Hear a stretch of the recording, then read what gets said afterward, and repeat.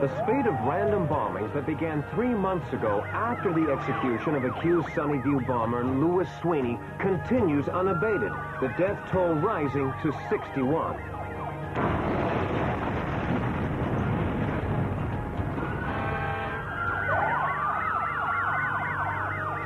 I'm moving to Kansas. They don't have mad bombers in Kansas. The justice system failed and an innocent man was executed. So why did the bomber stop while Louis Sweeney was in prison? To watch our justice system fail. You think those are explosions we're hearing? No. We're hearing the real Sunnyview bomber laughing at us. With the election just 2 weeks away, Assistant District Attorney Sharon Ellison has squeaked ahead of incumbent Neil Burnside in the hotly contested race for the district attorney's seat. Bring in the National Guard! Declare martial law! Every fourth day, another bomb explodes somewhere in the city. That's the only known pattern to his terror. His targets cut across all ethnic and social lines. A car wash in Compton, a boutique in Beverly Hills, a picnic table in Griffith Park. Where will he strike next?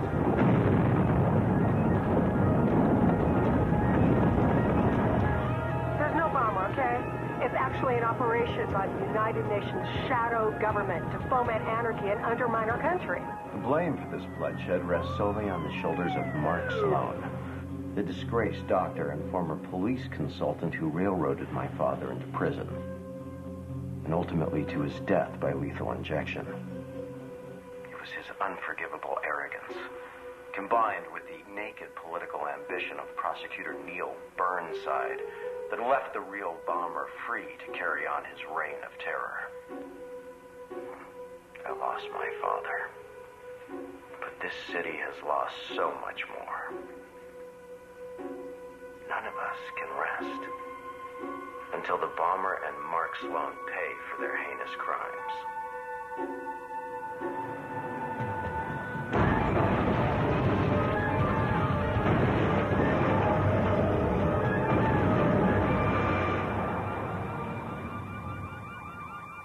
Tonight, as part of our 50th anniversary celebration, CBS presents a series of interviews with Dick Van Dyke. Join us as he shares his most memorable moments with the network. I came to CBS under contract in 1955, and they had me doing everything. Game shows. I was the host of the CBS Morning Show. I did a Phil Silvers show, which was a very, very popular show at that time. There's never been another show like it because it was Phil Silvers, and he was great. I did a U.S. Steel Hour back in the 50s with George C. Scott, an hour drama live. And I tell you, it's a heart-in-your-mouth operation. It just scares you to death. But I think the audience feels that great energy that's coming out of the performers. Strangely enough, they dropped me at the end of 3 years, I think. So I went to Broadway, where Carl Reiner saw me, got back on the air, and I was back at CBS again. The Dick Van Dyke Show. Starring Dick Van Dyke. It was shot at what they called the Little Desilu Studios, owned by Desi and Lucy. There were 5 shows, Danny Thomas, Andy Griffith, me, very tight little group, all comedy shows, and a great place to work. What have you got for me? Hatred. Buddy, would you save the insults, please? What for? He's here now. There were a lot of stories from my life, Mary Tyler Moore's life, Maury's life, everybody's life. What's the matter with him? Oh, Laura's been getting needled about being the wife in the sketch last night, and she's giving Rob a bad time. That's the sketch for next week. Alan Brady plays a television writer, and he writes a whole sketch about his wife. Now, she hears about it, and it goes on the air, and the neighbors hear it, and they call her on the phone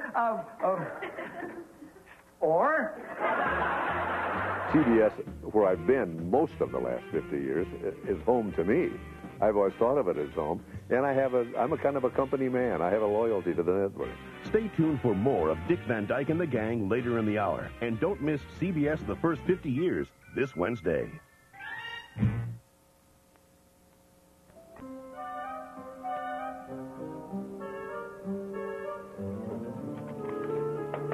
Hello?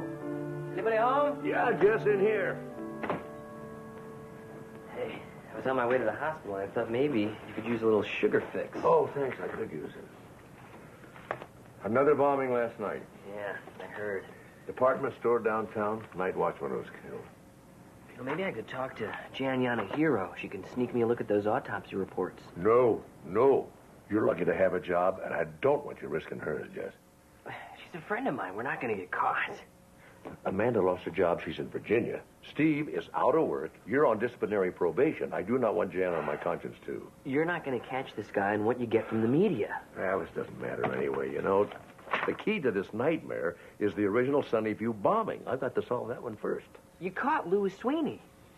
He was the Sunnyview bomber, wasn't he? Oh, I caught the right man, all right, but I never solved the case. I never figured out why he did it.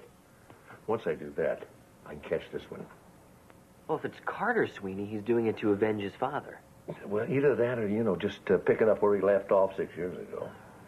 I really need to have another look at the original evidence. That's not going to be easy. Steve can't help us, and Sharon Ellison has confiscated all of Amanda's files. How many spare keys did Amanda keep for her car? Spare keys? She kept one in her desk, then one in her locker in case she couldn't get to her desk, one in your locker in case she couldn't get to her locker. If she did that with her keys, imagine what she did with her files. So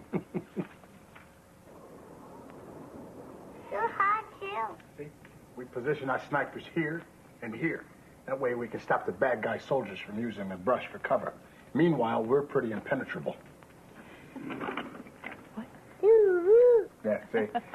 That's what he said was, could I stay for dinner? Well, Mommy. That depends what you're willing to cook. Well, given what's usually in the refrigerator, I was thinking Fruit Loops. Fruit Loops? Fruit Loops? Listen, if I figure out who's teaching the other appalling dietary habits, you know. Amanda Bentley. Hi, Amanda. Oh, hi, Mark. How you doing? Well, spending most of my time in the garden these days. How about you? Well, my garden's under about 6 feet of snow. Aside from that, everything's great. Job's working out then, huh? Job's working out fine, except I miss you guys. Oh, we miss you, too. Jesse says hi. Hi. Amanda, I need a favor. Anything, you know that. I need all your files on the Sunnyview bombing and all the original evidence. I need the logs and the photographs that were recovered from Sweeney's van and from his house at the time he was arrested. All right, I'll need time to get in touch with my sitter, but I'll be on the first flight tomorrow morning. Amanda, look, think this through very carefully before you agree. That I've already lost you one job, and if it's going to mean this one, I don't want you to do it. I'll see you tomorrow, Mark. Bye. Call him back. Tell him you can't do it. Oh, I'm going. Man, you've been at the Bureau for 3 months. You're risking your career. I'll call in sick if they don't give me vacation time or whatever. All right, I've been there for 8 years. I'm a little more difficult to fire. I'll go. Now, why would you go? For you. For Mark, maybe for myself. You're going to owe me dinner when I get back, and Fruit Loops ain't going to cut it. I've always preferred Captain Crunch for my dinner entree. Seafood's my specialty.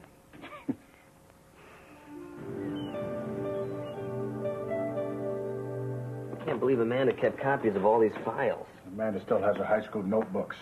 Grocery list from 1987, anything else that ever passed through her hands. I got the backache to prove it. You know, the forensic evidence on both bombings, past and present, is identical. Except, look at this, the original boxes had lots of little imperfections in the carving. See that? That's the charm of handmade work, makes it unique. Right. But look at the fragments of the new carvings. The same design, but almost perfect. And there's one little flaw that occurs in every fragment that we found. The curse of mass production. Whoever the new bomber is, he isn't interested in craftsmanship.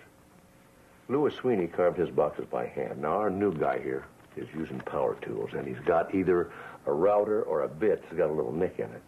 It's interesting, but it doesn't bring us any closer to discovering the pattern. There's just one day until he strikes again. What do a diner, a gas station, a couple of homes, a car dealership, a park bench, a statuary store, and a bakery have in common? They're all places in Los Angeles. Well, that's a big help. No, it might be. I'm always doing that. What are the photos of the stuff from Sweeney's van? Right here.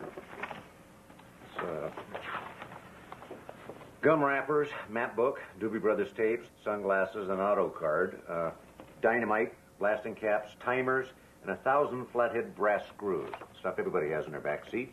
He had a Morris map, too. So do I. Yeah, me too.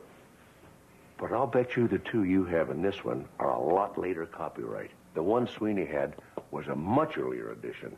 Where's his map? Here it is. Yeah. Give me a box of pins. Are there any pins? It's in here. Come in here. Got an idea. B2, Topanga and PCH. And D5 is Griffith Park. Okay. There you have it. 2 maps full of pins. No, it's a lot more than that. Copyright on this map's 1951. The Morse brothers have had at least 20 editions since then. Well, makes sense. Cities change. A new subdivision can add 50 streets. Oh, yeah. 20 years ago, Palmdale out there was just desert scrub. 30 years ago, Century City didn't exist. And 40 years ago, the whole San Fernando Valley was just farmland. So the bomber is hitting what was there in 1951, and the target's Earth's pattern. Well, not exactly, Ron. Then I don't see the point. Well, the grids all over the map have changed. Nothing coincides anymore. That's why we didn't see it before. See what? When Louis Sweeney was a child, the city condemned the property where his dad's wood shop stood to make way for the Imperial Freeway. His dad stood the city off with a shotgun for 6 days. Then he was killed. Guess what his name was? For God's sake, Mark.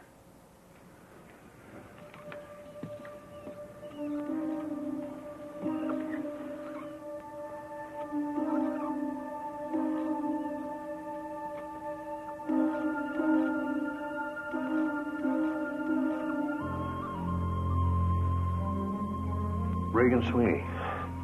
The bastard is branding the city with his father's name. That's why the target seems so random. They're just dots on a map. Sweeney didn't care what was actually at the spot. It was almost done. There's only 2 spots left to fill in. How often do those bombings occur? Every 4 days. If you're right, then what's in the center of the 2300 block of Figueroa will be rubble tomorrow. We can't let that happen.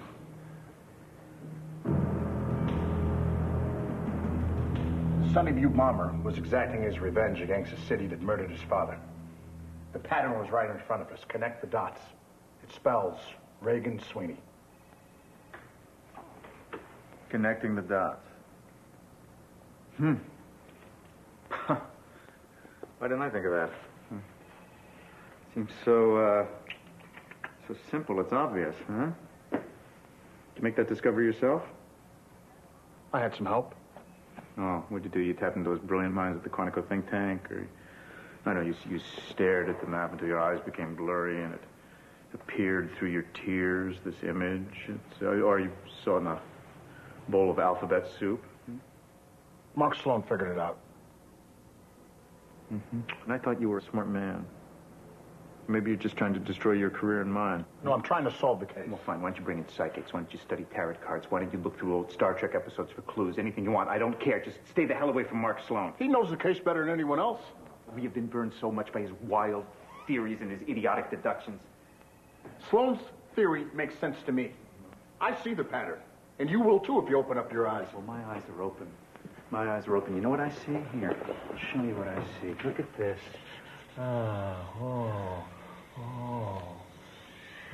What's this? What is this? It is a pig. Get out an APB for Babe. You could connect the dots in a million ways. Sloan saw exactly what he wanted to see. Saw exactly what he wanted to see, and that's what burned us in the first place. Sir? Mm-hmm. The next target is an art gallery. It won't hurt to evacuate the building. Yeah, until the clucks at the 11 o'clock news find out why we did it. If Sloan is wrong, if he's right, we save lives. I am still in charge of this investigation, and we are not going to follow Sloan's stupid theories. End of discussion.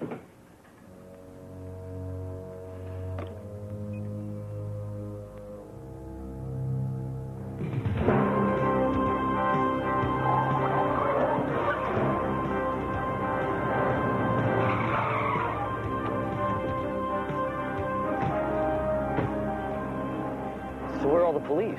They're not coming. Burnside and Lee Wagner, they would have been here already. So we have to find the bomb. Forget about the bomb. Let's get these people out of here. You move across the street. Listen up. Everyone needs to leave right now. There's a bomb in the building. So move through the door quickly and just keep going. It's very good. Don't you just love performance art? I mean, it's so immediate, so staring. Look, maybe you didn't hear him, but this place could blow any minute. See, this is what I get for opening my gallery next to an acting school. Tell Drago that this is my business, not an improv class. Well, it's going to be a funeral pyre if we don't get these people out of here. Oh, very good. Good representation. Look, you are all going to die if you don't leave here now. Look, are the crab cakes really worth dying for? Not anymore. Plain overacting. Let's go. And they're not crab cakes either. They're scallops layered with truffle that are puff pastry. At 11:50 years, they're not crab cakes. Come on. Take cover behind a car across the street.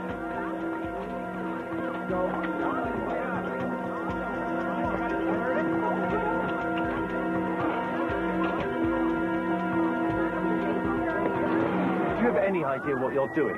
This is Ernest Wallingren's first show in 2 years. Everybody out of there? Yeah, it's clear. You're with the FBI. And there really is a bomb. I heard so. Where's Andre? Who's Andre? The caterer. He was in the back room.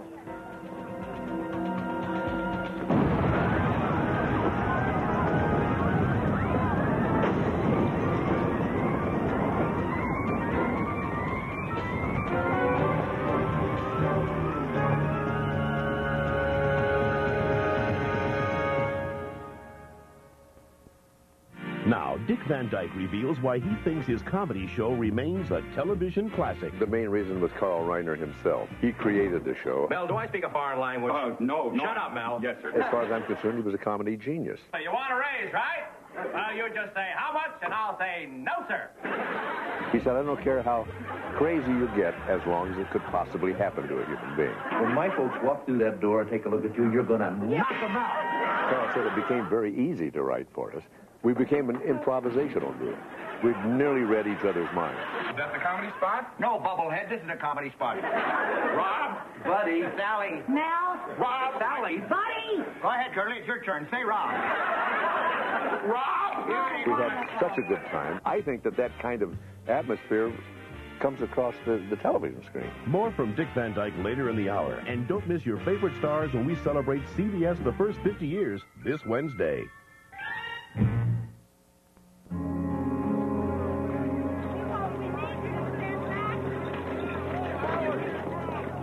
Because of your selfish political concerns, that man's dead. If you listen to Wagner, we could have evacuated that gallery before anybody got hurt. No, I thought we had. He was in the back room wearing headphones. He didn't hear the warnings. I'm sorry, I don't know what to say. When you think of something, don't tell me, tell his next of kin.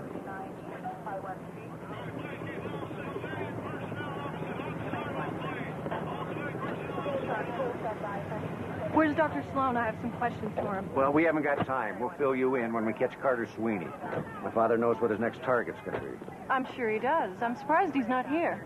Well, after the way he was treated last time, he figured it might be counterproductive. You mean he didn't want to be seen? He picked a strange time to become bashful. Look around you, lady. My father predicted this. He saw the pattern. The fact that we're standing here having this conversation proves he was right all along. That's one explanation. Another is that he set this bomb himself as a stunt to clear his name and justify further harassment of the Sweeneys. He's not here because he's afraid to return to the scene of his crime. You're out of line. I'm doing my job.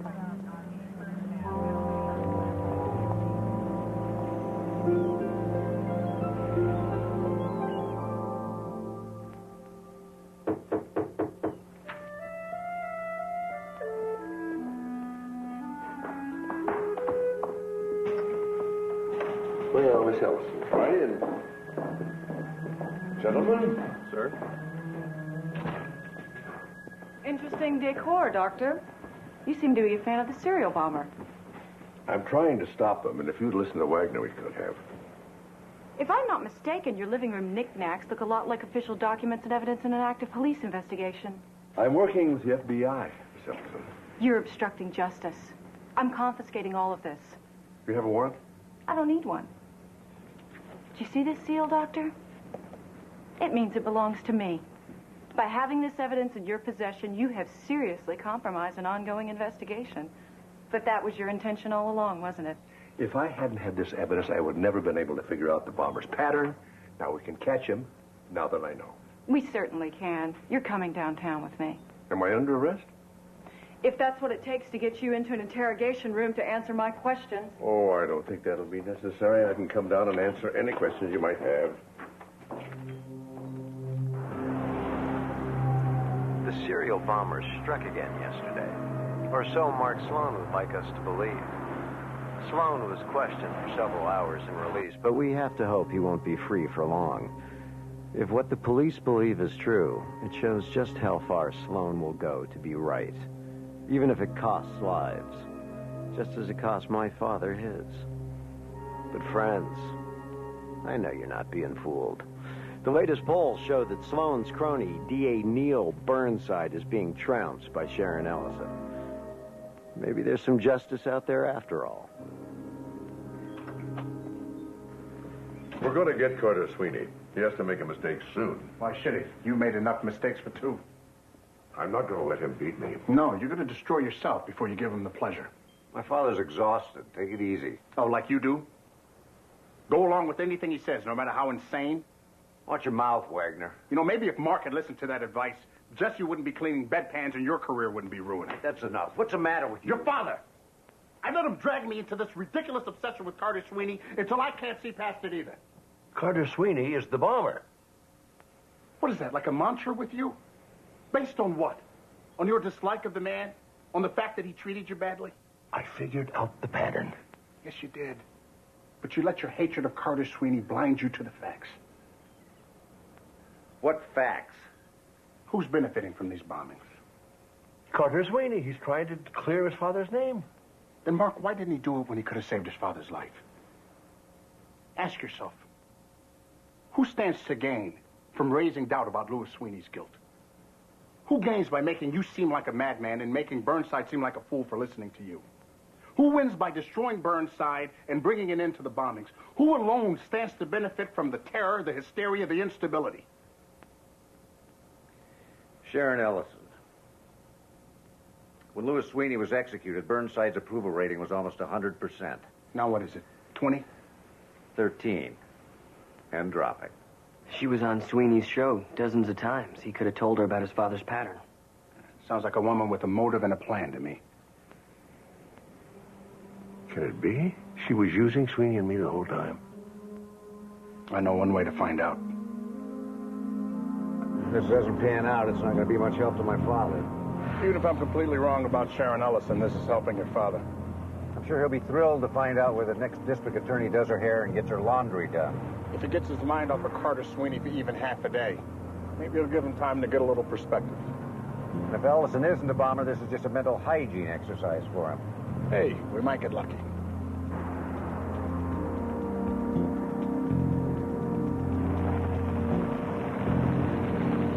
This Caitlin Sweeney shop. Guess we got lucky. Very lucky. I don't believe it.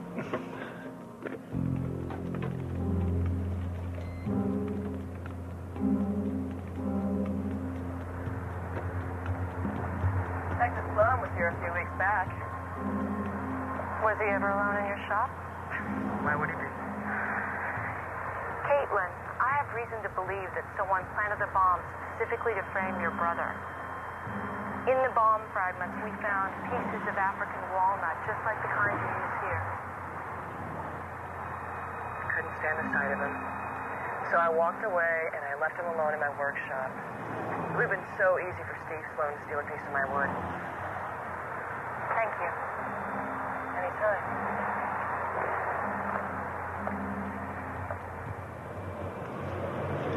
Now Ellison's out to get me, too. Well, maybe she is. Maybe she's just doing her job.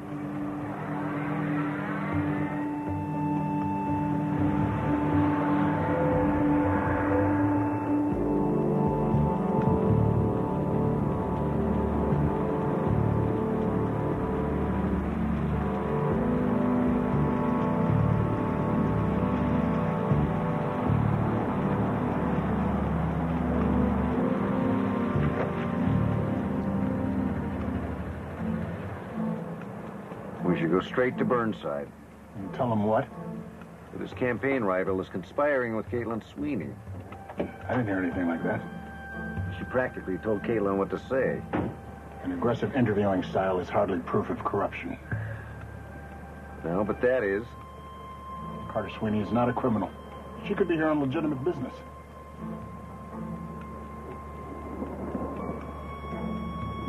Case closed.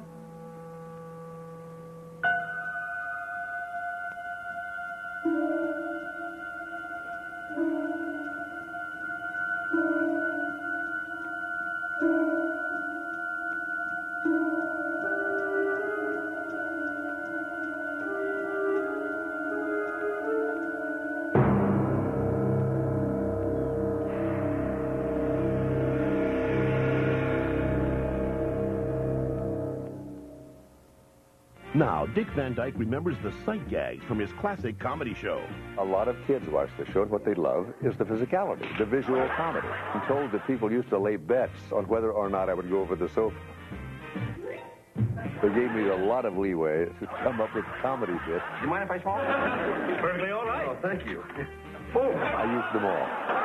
I think this is it. Oh, hand me the phone. It made the show different than the other family-type sitcoms were on during that time. We do a flashback about the day that Richie was born and all the madness that happens during that.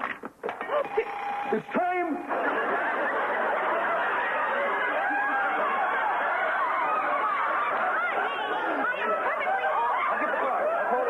I am perfectly all right. I just dropped the alarm clock. I like that kind of comedy. It makes me laugh. More from Dick Van Dyke later in the hour. And don't miss your favorite stars when we celebrate CBS the first 50 years this Wednesday.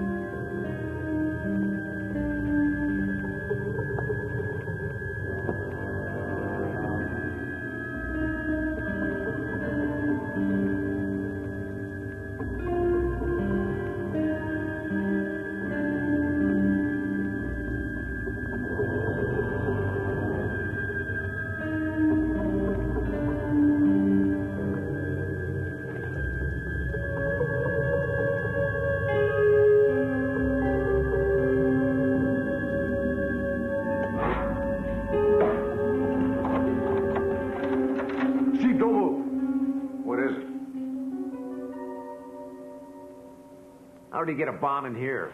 I took a sleeping pill last night. It's the last time I'll ever do that. There's one rigged to my bedroom door, one with the rug, and I don't know how many more booby traps there are. I'll call the bomb squad. No. We'll handle this ourselves. We'll hand this stuff to Amanda for testing. That's just in case Sharon Ellison has anything to do with this. She does. Sharon Ellison and Carter Sweeney are lovers. So we're getting close and they know it. I think it's about time I got back on this case. So how are you going to do that? Politics. There's absolutely no way that I'm bringing you back on the case. The only thing crazier would be to bring your father back on. What do you care? Your approval rating's in the dumper already. Get out, Slump. Give me back my detective shield. You might have a chance of beating Sharon Ellison. Oh, And give her more ammunition to club me with in the media. That's a brilliant strategy. I can see why you've risen so far in the department. Get out! Put me on the case. I will give you Sharon Ellison right now.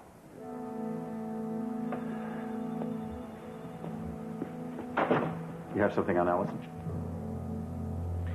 Reinstate me and find out. You have no power, you know. I can take this information and give you nothing.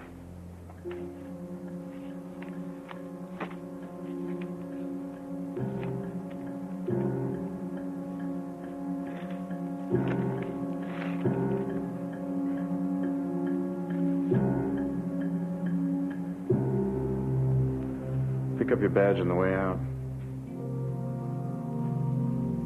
Congratulations. You're a politician now. I don't think so. I can still look at myself in the mirror. Well, the best always can.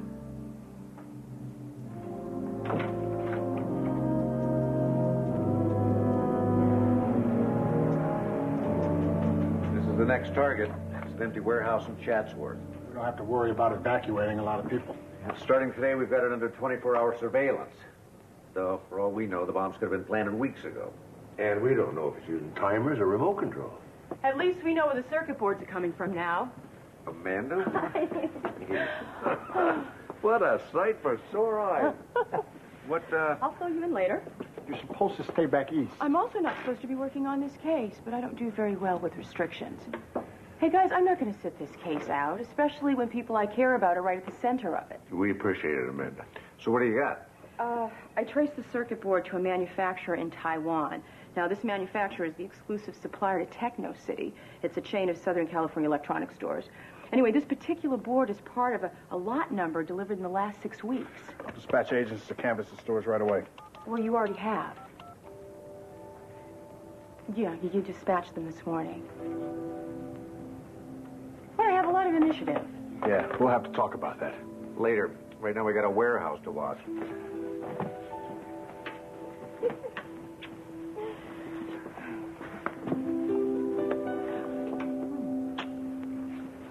I'm glad you're here.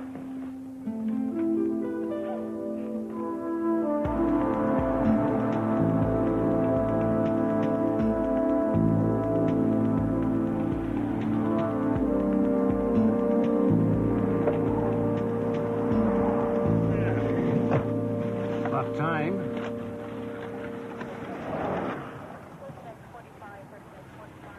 What is this? I said burritos.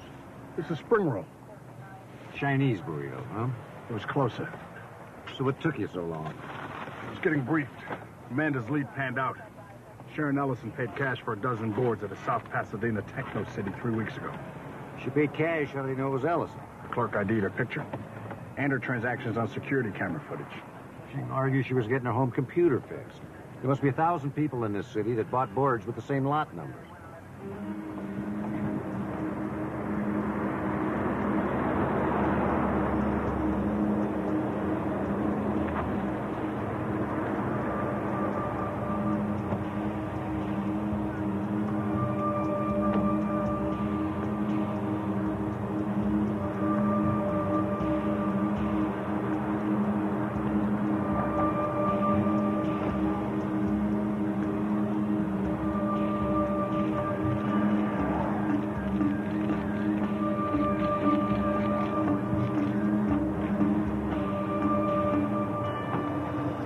Argue whatever she wants. I'm arresting her.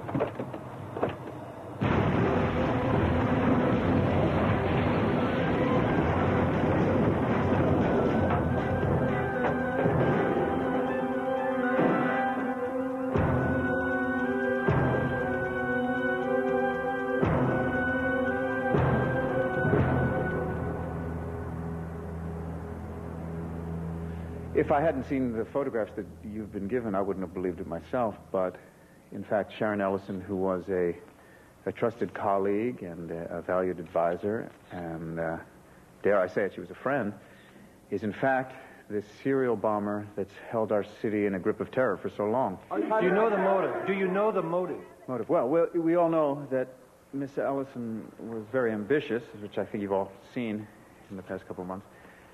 And I think what we mistook for a healthy ambition was actually a pathological desire for power. Are you saying that she killed dozens of people to get your job? No, it sounds insane, but if you think about it, it almost worked. Please, I know you have many questions, and I will answer them, but first, Carter Sweeney would like to make a statement. Statement? No, I don't think so. What I'd like to make is a public apology to Dr. Mark Sloan. I was so blinded by my anger at Dr. Sloan over the death of my father that I was willing to believe him capable of anything, including the murder of dozens of innocent people. When, in fact, it was he, and he alone, who solved those murders. I was never alone, thanks to you. And that's not the extent of my guilt. Unwittingly, I collaborated in the bombings by giving Sharon Ellison information she needed to carry on our father's reign of terror. Are you finally conceding that your father was the Sunnyview bomber? We've hidden from the truth too long. If we'd accepted it years ago, maybe some of these people wouldn't have died. I'd like to thank Mark Sloan for all he's done. And if he ever comes on my show, I'll spend all 3 hours humbling myself before him. Thank you. Wow, what can you say to that? Miss Sweeney's a lot smarter than I thought and just as dangerous. It's over, Dad. It is? Mark, the hospital has hired you back. You have your medical license. And me. And I've got my old job back, and I'm sure if Amanda would like to relocate again, the coroner's office would welcome her. And Carter Sweeney just finished his father's life's work. Mark, this obsession almost destroyed you. Drop it. It's not obsession. It's the facts, Ron. They don't fit. Don't you see it was all too easy? Mark, are you saying all that we've been through these last 3 months was easy? No, the last couple of days. How many mistakes did Carter make, the bomber, make? Not many. That's why she was hard to catch. Then why am I still alive? Why didn't those booby traps work? Why did she leave me a note warning me to watch my step? Why did she give me a chance to survive? Sharon Ellison was toying with you. By risking that I'd be left with bomb components I'd track right to her? So she got a little sloppy at the end. After all that care, all that precision, that sound right to you? And how about this one? Why did she blow up the warehouse? Well, it was the last piece of the pattern. A pattern that I had already cracked, and I told her so. So she must have known that we'd have the warehouse staked out. So why would she walk right into our trap? The pattern? Wait a minute. Why would she care about a pattern? Sharon Ellison had no reason to write Reagan Sweeney's name across this city. And since I had bragged that I'd predict exactly where the next bomb was going to go off, wouldn't I have looked sillier if she'd blown up something halfway across town? So who's Ellison? What, an accomplice? Or an innocent dupe who probably just made the mistake of doing a couple of little favors for her lover. The real bomber, Carter Sweeney. I may owe you an apology. It's not your apology I need, Ron. Yes, this is Dr. Mark Sloan. Carter Sweeney offered to apologize to me on the air. I'd like to take him up on that offer. Now, Dick Van Dyke remembers Mary Tyler Moore's contribution to his classic show. When she came to the show, she was quite young, 23. She had never done comedy. Well, it didn't take 6 weeks for Mary to grasp it, and her true talent came out. Why won't you just let me try to help you? Honey, I just don't think you and I would be happy as marriage partners and as business partners. Isn't that silly? Darling, don't you realize that in the office you'd be the boss? There was the implication that we had a physical attraction for one another. Gee, darling, I wish I could help you with an idea. You could. How? Put on something sloppy. It was something that Mary and I were able to play. How's that going to help? Well, then at least I'll be able to give my full attention to the show. I think I married a wolf. I told you that. And people thought we were really married in real life, which was the ultimate compliment to our performances. More from Dick Van Dyke later in the hour. And don't miss your favorite stars when we celebrate CBS the first 50 years this Wednesday. So plug up your ears till tomorrow at 2, because there's nothing worth hearing till I come back to you. And remember...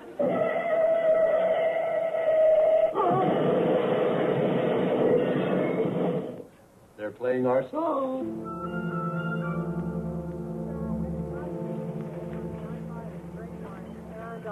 You all right, Doctor?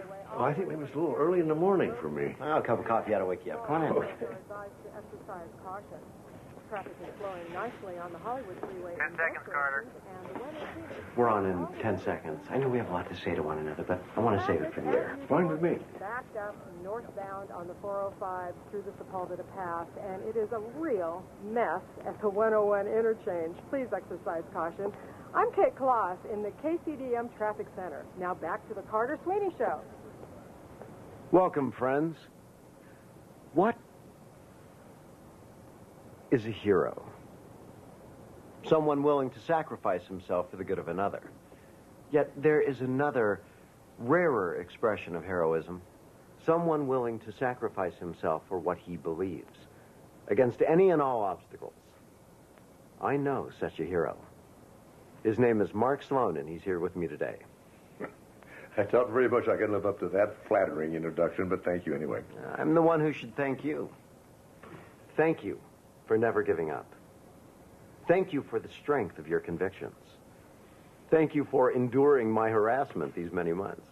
You were only doing the same thing I was, just arguing for what you thought was the truth. I can't fault you for that. I fault myself. Which brings up an interesting question. When does personal conviction become destructive arrogance and unchained ego? But I don't think this was ever about ego or arrogance. I think it was about obsession. I was obsessed with blaming you for my father's execution. You were obsessed with blaming me for the new bombings. And it blinded us both to what was really happening. Sharon Ellison's shrewd manipulation of a tragic situation for political gain. Her obsession to become district attorney. You know, it's just a shame we didn't find that one last piece of evidence that would have made the picture complete. Oh, there's no question she was the bomber, is there? Oh, no. All the evidence fit perfectly. But there was one tiny bit that, just for my own peace of mind, I wish we could have found. You know she was making the bombs. You know why she was doing it. You even caught her in action. What could possibly be missing? A tiny bit. Yes, I know it's just a small detail. What I'm asking you is... No, a bit. The kind that modern woodworkers use in their craft. You know, your father made all of his wooden boxes for his bombs by hand. Sharon Ellison used power tools. She was never the craftsman your father was. Few people are. I still don't see what difference a bit makes. Oh, they call it a molding bit. Now, hers had a nick in it, and it caused a slight but identifiable irregularity in all of her detailing. I just wish I could have found it. Well, don't be so hard on yourself, Dr. Sloan. Well, we'd all like perfect closure, but that only happens on television. Well, you're right. It's just that when I get stuck on something, I cannot get my mind off it. Well, what really counts is that your courage and tenacity paid off. Justice was served.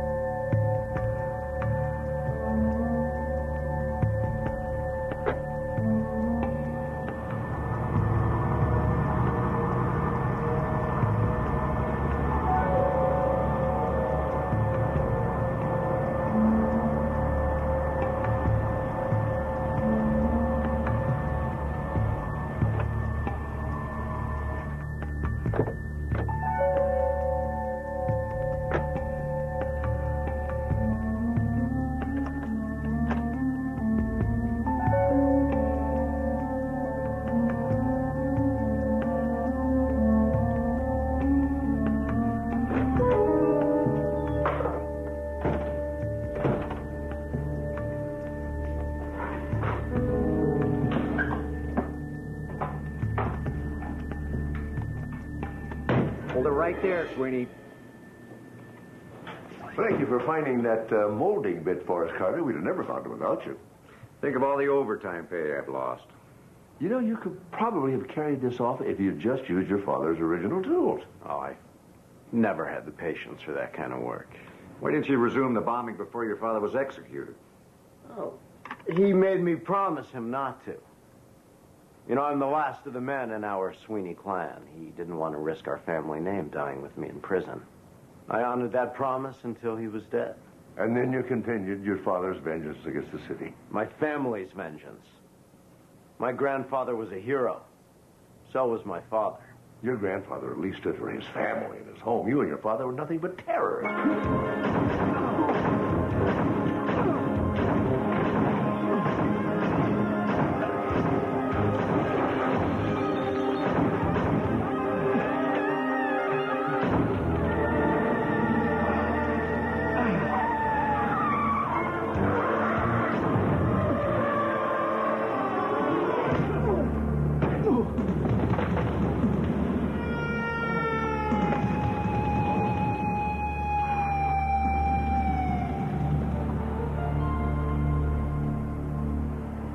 I told you that interview would be a breeze. A breeze, right. Well, I know Human Resources put on a big show about all the great applicants they had for the job. Yeah, some of them were pretty good, too. Uh-huh. If you think was anybody there with even half your talent, do you think the job would have been still open? I guess not. Congratulations and welcome back. We missed you. I know I told you I'd give you an hour, but being a gentleman, I decided to make it 2. Thank you. Time flies when you're having fun. Come on in. We're just celebrating Amanda's return to Community General. You didn't tell him. Well, I was waiting for the appropriate moment. Tell me what?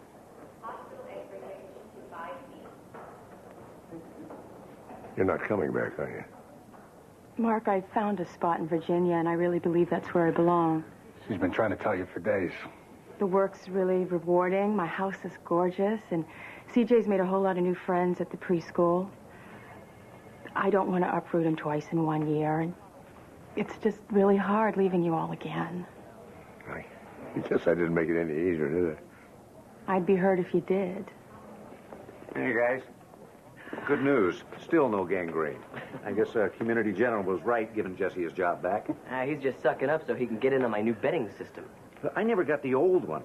Whatever made you think that a cardinal could beat a giant? Size doesn't always matter. You guys started the going away party without us? You knew she was leaving? You didn't? Well, some people are easier to say goodbye to than others. Mark, I was still trying to find a way to say goodbye. Excuse me. You never did like long goodbyes?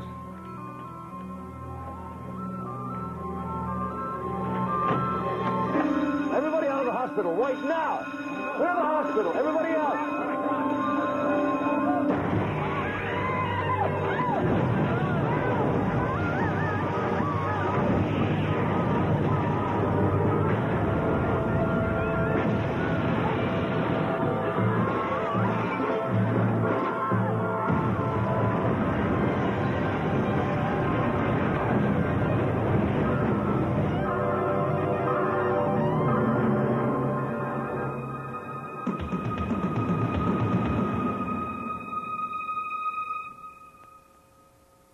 Now, Dick Van Dyke talks about one of his favorite classic episodes. Carl Reiner had seen me in a Broadway review in which I did a scene in one as a drunk who sobers up whenever his wife is present.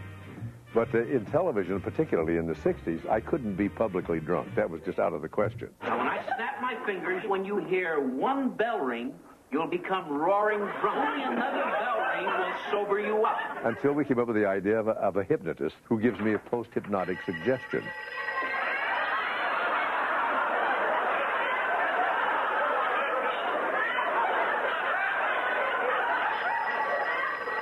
The bells kept coming faster and faster and faster, and the transitions quicker and quicker. So that was the perfect device to let me be a drunk. And it was wonderful, the timing of it. We had such a good time on that show. Don't miss your favorite stars when we celebrate CBS the first 50 years this Wednesday. JC is just 2 years old. That's my angel. 5 different people created this little girl. But legally, she's an orphan. What's going to happen to this child? A landmark custody battle. We're in this limbo. Will she lose the only parent she's ever known? Who's My Mommy? 48 hours in 1 minute. Next Thursday on the season premiere of Diagnosis Murder, There's been a bombing at Community General Hospital. We need rescue units right away. Stay calm. We're going to get you out of there. Look, I'm going to stop the bleeding.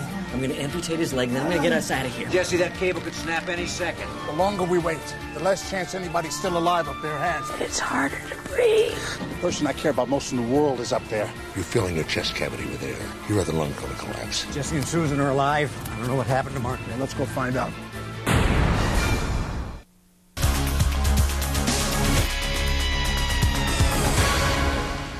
Her daughter was kidnapped. This is what she looked like when she was taken.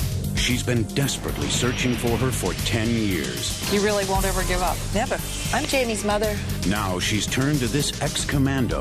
It's a perfect spot to bring in a boat. The plan, a daring rescue mission halfway around the world. We have the legal right to take that child even by force. This time I'm going to get her. Will they bring Jamie home? Right there, right there. There they are. Kidnapped, the season premiere of 48 Hours in 1 minute. 20 years ago, Private Eye Buddy Farrell vanished without a trace. Where did he go? Why did he leave? And who still wants him dead? 20 years. You still got the same hair. Catch the comeback and the payback. Buddy is back in town. Premiere CBS Fridays. Premiere next week. Now get set for the 2-hour season premiere of Diagnosis Murder, followed by an all-new 48 Hours. Previously on Diagnosis Murder. I'm going to die because you put me here. You murdered 52 people. It's the MO of a known serial bomb. You can see him down at the Morgron. He was executed last night. There's a bomber out there planting bombs and people are being killed, but it's not the Sunnyview bomber. That was Louis Sweeney, and he was executed for his crimes. We have a bloody nail. If we can match that to another blood sample, it's better than a fingerprint. It is my blood. I was in that building, and I have 5 million witnesses to prove it. This is how Mark Sloan works. This is how he killed my father. Your brother thinks he's getting revenge for his father's death, but all he's doing is killing innocent people. Like you did my father? When Louis Sweeney was a child, the city condemned the property where his dad's wood shop stood. His dad stood the city off with a shotgun for 4 days. Then he was killed. Bastard is branding the city with his father's name. Hold it, Carter. Thank you for finding that molding bit for us, Carter. We'd have never found it without you.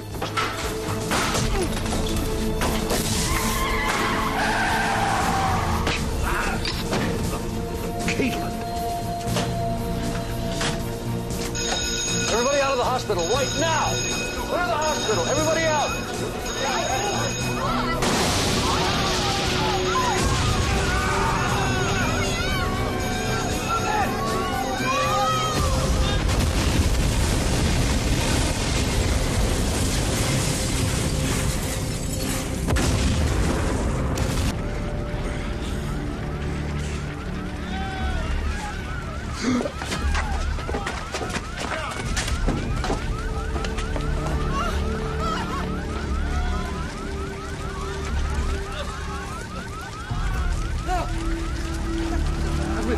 Towards the ambulance when the building just, and there was fire everywhere.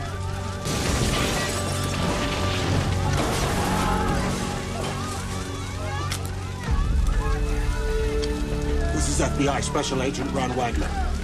There's been a bombing at Community General Hospital. We need rescue units right away. Help is already en route. Please stay where you are.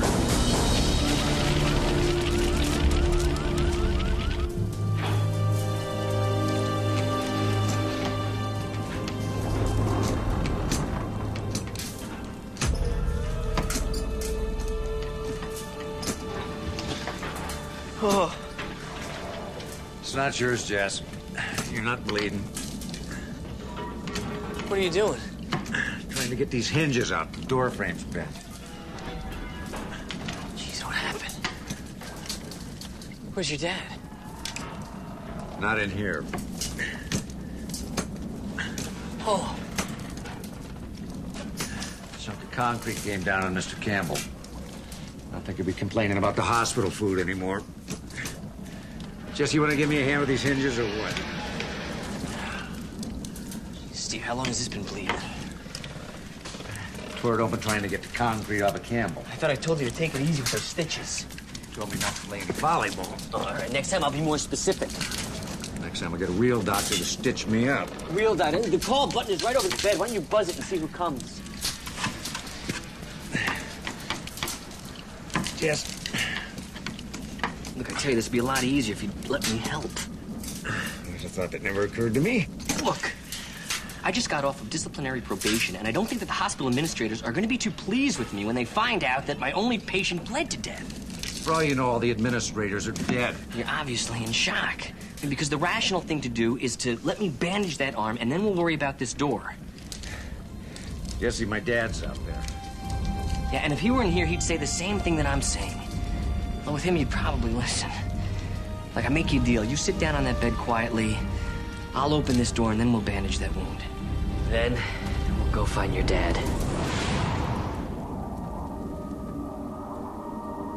Where am I? Go to the light. What light? Who are you? Go to the light. I don't see any light.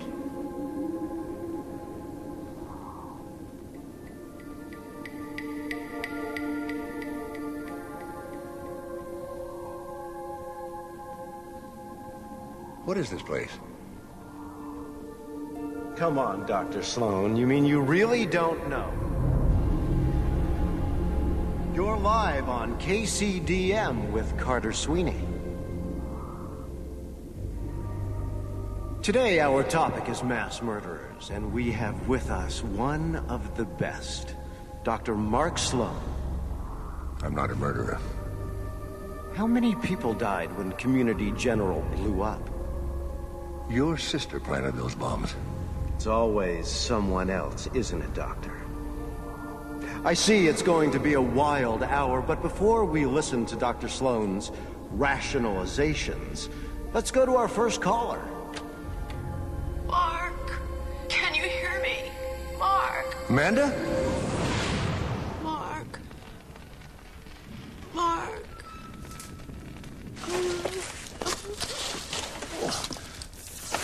Amanda! I'm here. Don't move. Don't move. What happened? Caitlin Sweeney. I saw her in the hall. She did this. Are you all right? I have a little trouble focusing. It's mild concussion. How are you? I feel like a building fell on my chest. A building did fall on you. Just stay still. Let me have a look at you. Of course, you'll have to show us some proof of insurance and fill out a few forms for me.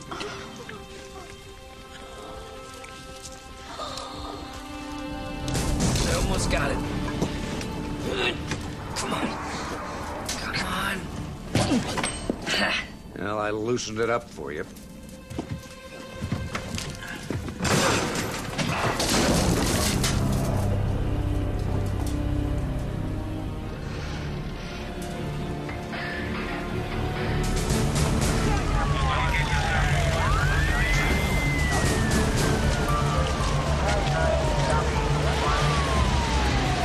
Explosions occurred on the 5th floor. We managed to contain the fire and keep it from spreading. The lower floors have been evacuated. Survivors of the upper floors are being airlifted off the roof. Well, what about the people on the 5th floor? We're getting to them as soon as we can. It doesn't look like it to me. Half the 6th floor is collapsed on the 5th, and I'm concerned that what's left of that can crush the 4th. So we're just going to stand here and watch while the building falls? I want to reach any survivors that may still be in there. But I also have to consider the safety of my men. We're going to go slowly and carefully for everyone's sake. The longer we wait, the less chance anybody's still alive up there has. It's a miracle you survived, Agent Wagner. I like to think that means luck is on our side today.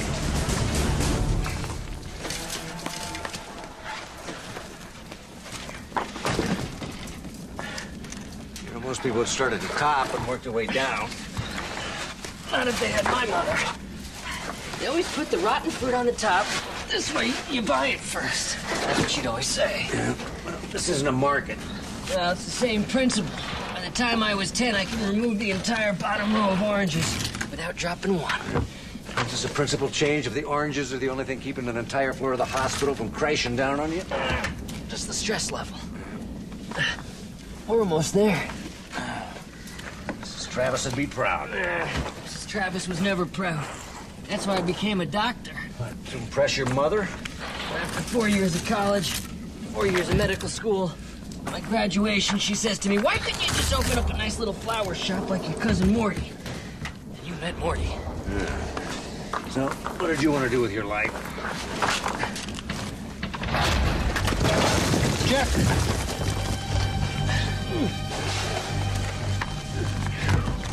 Barbecue. It's open. Barbecue? Barbecue.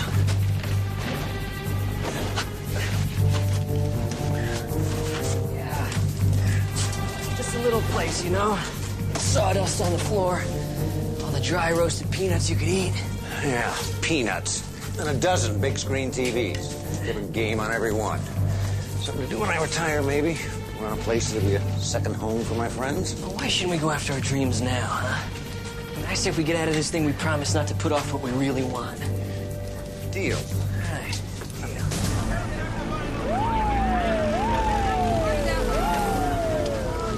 Mark, what's wrong? You're gonna be fine, honey. Just try not to talk. Relax. I'm pretty sure I have a broken collarbone. And maybe some broken ribs.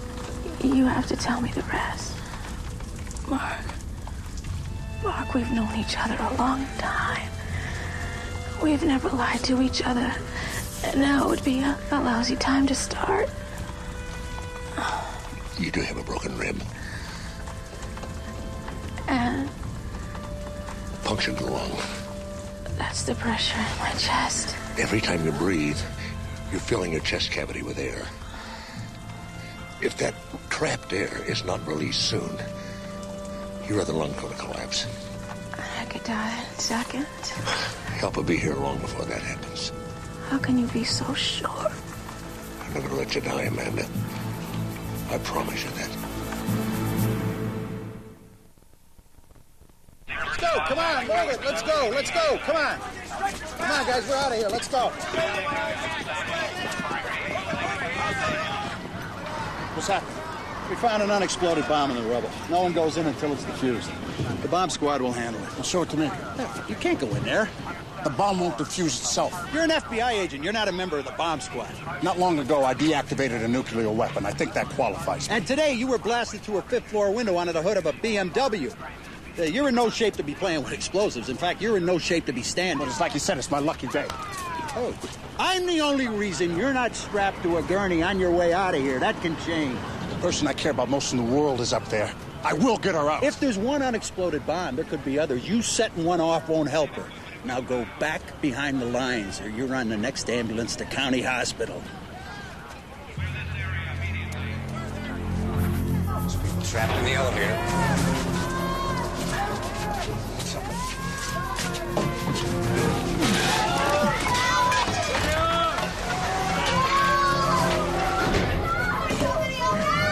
Stay calm. We're gonna get you out of there. Susan! Jesse. You okay? Yes, but one man is trapped. His leg is crushed between the elevator and the shaft. His pulse is rapid and thready. All right, everybody out. Come on, one at a time. Watch your head. Who's that next? Come on. Watch your hands. Watch your back. Keep coming. Easy. Watch your back. Easy. It's okay. Come on. You got it. Jesse, that cable could snap any second. Well, I guess I better hurry. If you don't want me to make one of those I'm a doctor speeches, do you? I'm in enough pain already. Oh, come on, you gotta get out of there. All right, look, I'm gonna stop the bleeding. I'm gonna amputate his leg, then I'm gonna get us out of here. Right, tell me what I can do. You can get those people out of here and bring back some help. I can't just leave you here. Look, Steve, somebody's got to get those people out of here safely, and you need to get to a hospital, preferably one that's not on fire. Don't worry, I'll stay with them. Do you really want me to make one of those I'm a nurse speeches? You two deserve each other, you know that? I know. All right, I'll be back. Be careful. What do you need, doctor? Give me a tourniquet, 150 milligrams of ketamine on an IM needle, a number 20 blade, and a giggly saw. You may want to hurry.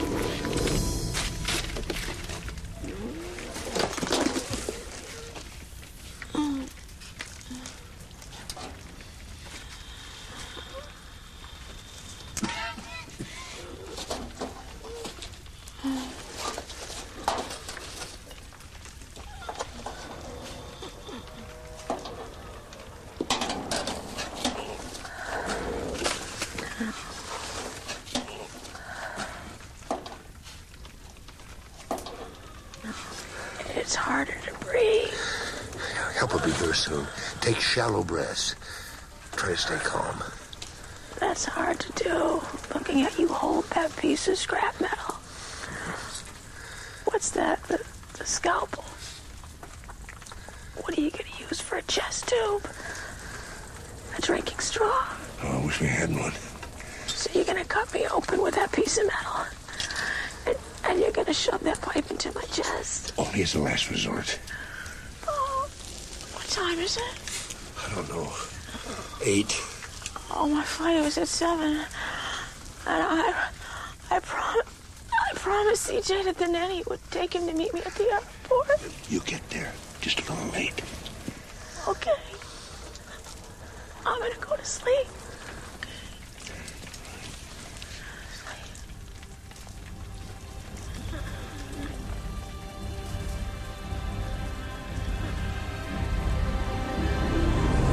We're back with Dr. Mark Sloan, who's about to explain why he let my sister blow up Community General Hospital. I didn't know she was going to do it. The brilliant Dr. Sloan, who figured out every one of my moves, never considered that my sister was a part of my bombing campaign? I considered. But you didn't act on it. There was no evidence. You put her father on death row where he was executed. Now you've put her beloved brother in prison. Never occurred to you she might want vengeance? I didn't realize how deep your family sickness ran. I thought she was the one Sweeney who was not a psychopath. Well, that's one explanation. Here's another. You wanted her to blow up that building. Now, why would I want that? You gave Community General 30 years of dedicated service, and how did they repay you? They fired you, humiliated you, took away your license to practice medicine. Because of you? Yes, because of me, because they believed me instead of their loyal friend and employee. You were enraged. I understood. They turned on you, Dr. Sloan, and you hated them for it. Gave them. Then you admit you did hate them. I was angry. But when I'm angry, unlike you, I don't go around killing people. Now, I'm not responsible for this. The bombing of this place is a direct result of your obsession with catching me. Do you really think my sister would have blown this place up if you weren't in it? Somebody had to stop you. My conscience is clear. Well, if that's true, why are we here?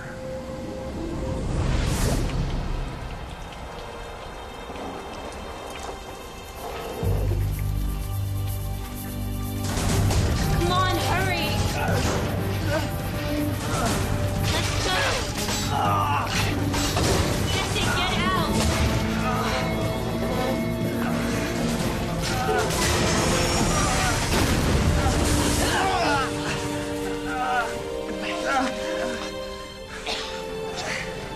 Next time I'm taking the stairs.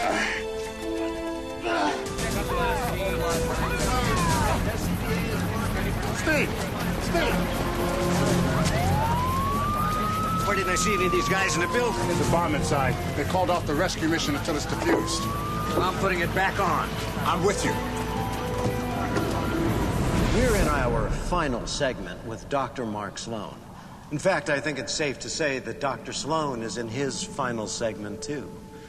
The air is running out, the doctor is hallucinating, and Amanda is dying right next to him.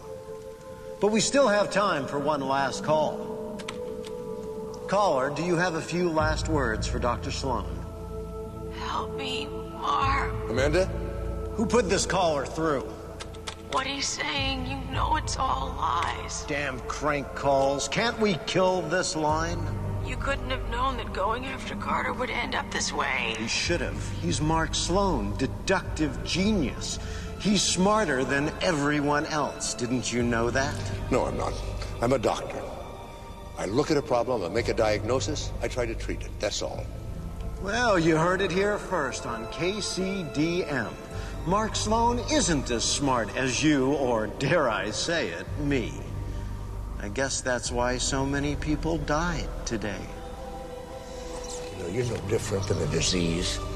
I didn't make you. I'm not responsible for how your sickness spreads, but I can do my best to stop it. When I'm finished talking to you, I have work to do.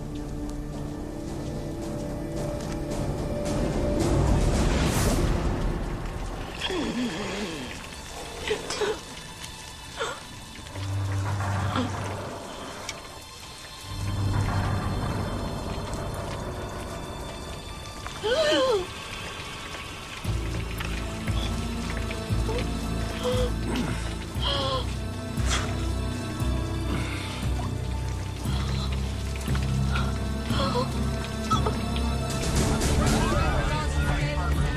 the hell do you think you're doing? I'm going back in. I can't let you do that. Try and stop me. Make that two of us. The bomb squad has removed one device, but there may be more. If you run in there now, you could set off the explosives before they have a chance to find and defuse them.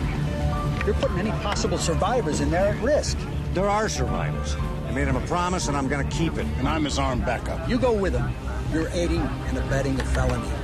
Defying the orders of a commander at an emergency scene is a criminal offense. And I guess you'll have to arrest me, Lieutenant Sloan. You're looking for a commendation, detective, a headline, or just a quick promotion? I'm looking for my father, sir. Jesse and Susan are alive. I don't know what happened to my dad's man. Let's go find out.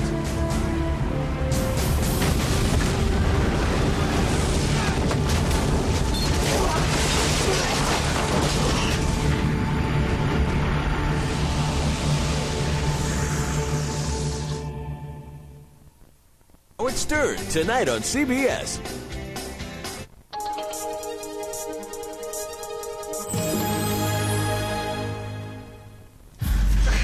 We're trapped. What are you doing? Put this over your head and you run for that gap. No. What do you mean, no? No way 3 of us are gonna make it, but one of us can. Now, don't argue. You go before that break closes. Stop being so damn heroic. We're all going or we'll all die trying. Somehow Captain Kirk sounded a lot more confident when he said it. You're a lot prettier. Jesse! Susan! Over here, Steve. I had to amputate his leg. He's a tourniquet on, and he's gonna need some morphine before that ketamine wears off. All right, clear out, boys.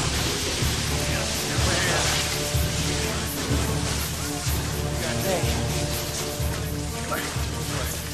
Where do you think you're going? What's wrong with you? Jesse, you've done everything you can. Go on, get out of here. Not without Mark and Amanda. All right.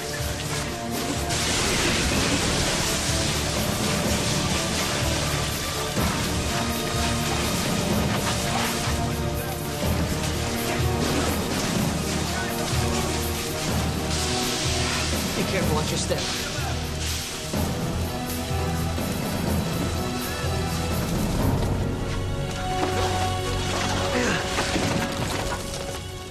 Dad! Dad, hold on. We're coming.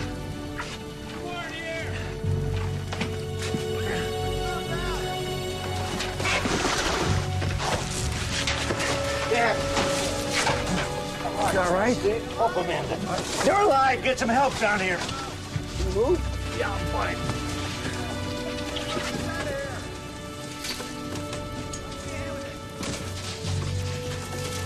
No. Don't pull that out. I think Mark put that there.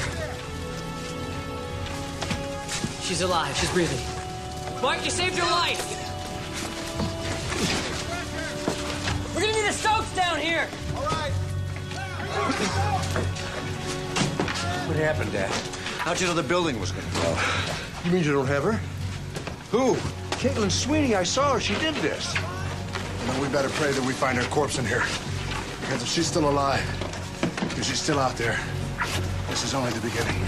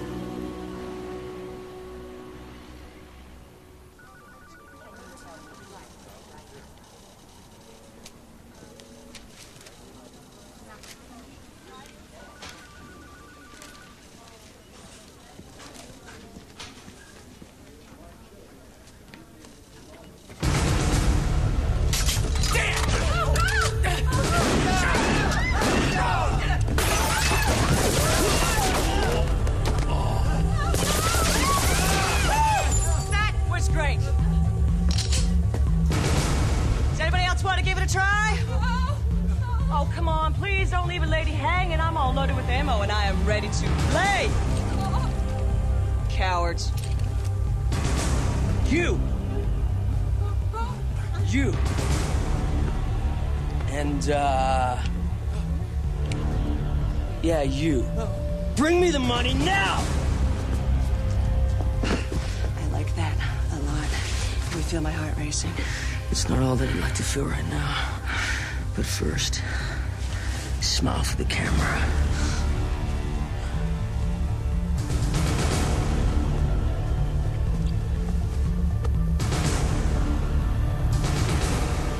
Okay, let's see. Simply fit input A to output B. That fits, but where do you put your fingers? I never think of that.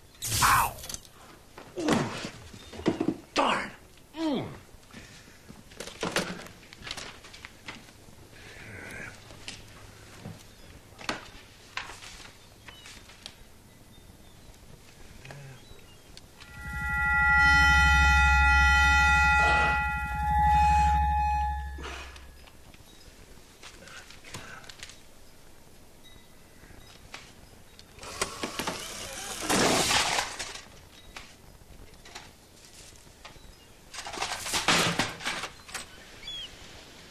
Hi, Dad.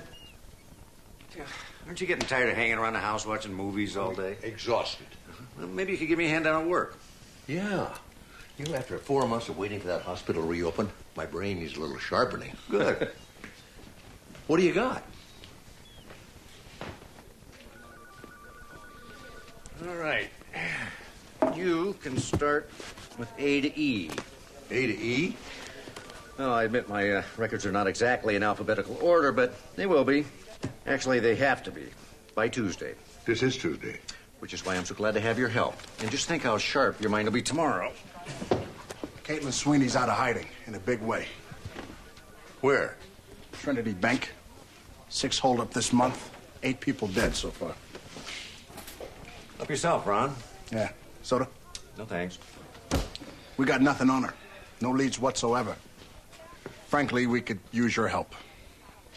The LAPD has assigned you to us until this is over. Why didn't you bring us in before?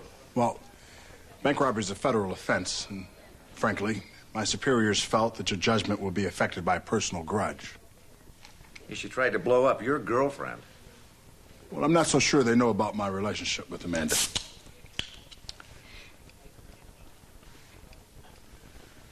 Okay, I'm sure they don't. You hid it from them? It never came up. Caitlin has aligned herself with ROAR.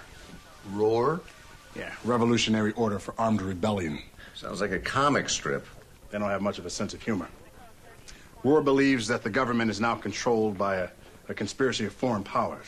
A United Nations shadow government. Ah, you've read their literature. I've watched the X-Files. ROAR's goal is to unite all the militant groups in the nation, from the Montana militia to the KKK, under their umbrella, and to lead an armed rebellion against the government. What's that got to do with robbing banks? Armed rebellions aren't cheap. Yeah, they're going to bring all the factions together by having the fattest wallet. We know Caitlin Sweeney doesn't strike me as a radical revolutionary.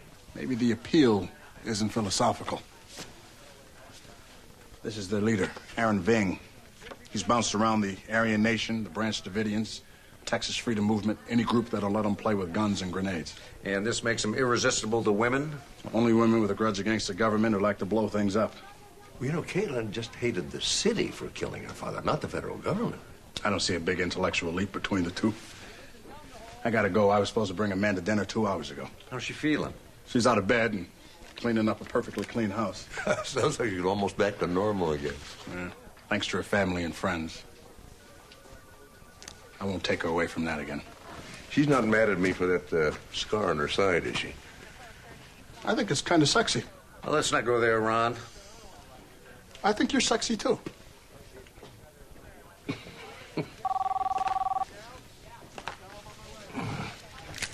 Mark Sloan. You're live on KCDM. Excuse me? Sorry. Old habits are so hard to break. What do you want, Carter? Steamed vegetables. Pay-per-view. A window with a view. You have no idea how restrictive prison can be. Oh, I forgot. You do. What do you want? I'd like to go somewhere else now, please. That's not possible. Another prison will do. One of those upscale ones where I can play chess with CEOs. Maybe chat in the jacuzzi with a senator or two. All I need is a little help from my friends to get there. After what you've done to this city, what makes you think I'd want to help you do anything? Because I'll give you my sister.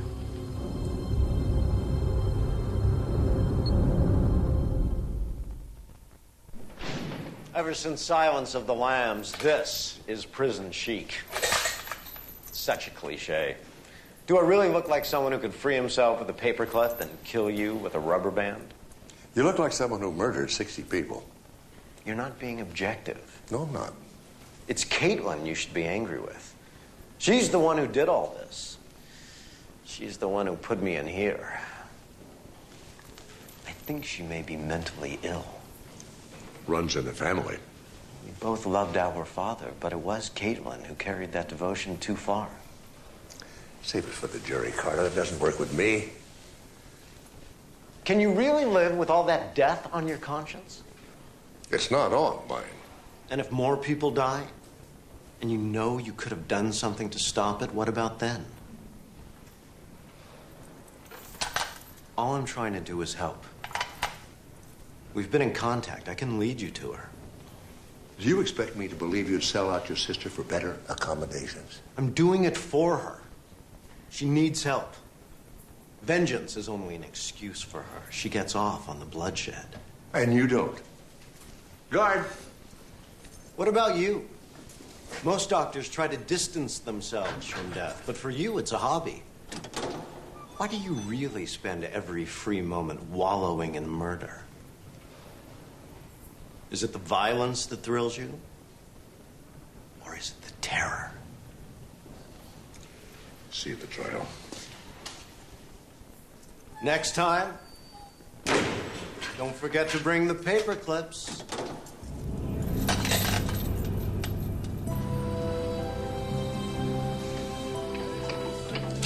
Good thing the new cardiac wing was nearly finished when the main building blew up, or we wouldn't have a hospital to come back to. Yeah, we'd be forced to continue sleeping in until noon, having more picnics in the park, making love all night long. You can't do that forever. Like they don't have pills for that now? Admit it. You're glad to be back. You have a hands-on role in shaping the new ER. I have a hands-on role with you. Yes? We've got an emergency. We're not even prepared to handle a paper cut yet, Steve. Barbecue Bob's is going out of business. Oh, my God. What's Barbecue Bob's? It's only the best barbecue place in Los Angeles, possibly the world. Then why haven't you taken me there? Why? Because I didn't know how serious we were. I mean, I didn't want to give you the wrong idea. You're getting all weepy about some dive? You want barbecue? Come back to Oklahoma. I'll show you what it's really like. You gotta forgive her. She does not know what she's talking about. What happened? Barbecue Bob is retiring. He's going to Florida. He can't retire. He's like the Pope of barbecue. The Chief Justice of spare ribs. That's a lifetime commitment. We can't let this happen. It won't. We're going to stop it. How are we gonna do that? With money. We're going to buy Barbecue Bob's and his secret recipe. Are you crazy? What about that vow we made when we were trapped, remember? We were going to go after our dreams now. That wasn't a vow. That was a conversation. It's too late. We've already made an offer. You got the call, too? Terrible, isn't it? Yeah. Why, the medical examiner came up with something during the autopsy on the bank robber. What's the mystery? The guy was shot. Well, let's find out. I'm Agent Wagner. This is Lieutenant Sloan. What have you got for us? Ants. Oh, is it great to see you back on your feet. Oh. What ants? I mean, I'm glad to shoot a few bugs for a friend, but why not just use an exterminator? Are you well enough to be working? Ron, we're in a hospital. And what better place could I be in if I'm not feeling well? Besides, autopsies always pick me up. Engaging the mind invigorates the body, you know. Well, what's so fascinating about a routine gunshot wound? Well, nothing, if that's all you're looking at. But my esteemed colleague missed something. You're the best, Amanda. Mark, take a look at this. Huh. They look like bug bites. Ant bites, Solenopsis invicta to be exact. And how does that help us? They're also known as South American red fire ants, and they're not indigenous to California. Up until now, they could only be found in the southeast. Florida, Alabama, Louisiana. You could find them in fields, pastures, woodlands. Entomologists have been monitoring them very closely because they pose a dire threat to agriculture and livestock. Take a look. So you're saying Roar is based out of state? No, they're here in California, somewhere in Kern County. Yeah, 2 months ago, the Department of Agriculture discovered a colony of red fire ants in Lost Hills. If we can isolate the latest outbreak of red fire ants in Kern County, it could help us pinpoint where Roar's hiding. Well, the information will give you an edge when you go back to Carter. No, I'm finished with him. D.A. Burnside has agreed to Carter's terms. He'll transfer him to a country club prison in return for his help capturing his sister.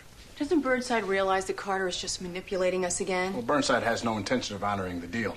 Once Caitlin's captured, Carter's going right back to the prison cell he's in right now. I'm telling you, you're fools to be making any deals with him, and I don't want any part of it. Hang on. Mark. Mark, he'll only talk to you. Look, if Carter Sweeney is telling the truth, this may be our best shot at stopping Roar before they strike again. And if he's lying, you're walking straight into whatever trap he's laying, and he's laying one. Okay, so we'll be careful. Besides, what can he possibly do to us from prison? I hate to say it, Dad, but he's right. You can't just walk away from an opportunity like this. Carter knows that. Don't you see he's controlling everything? That's why you're the right person to deal with him. You understand how he thinks. That works both ways.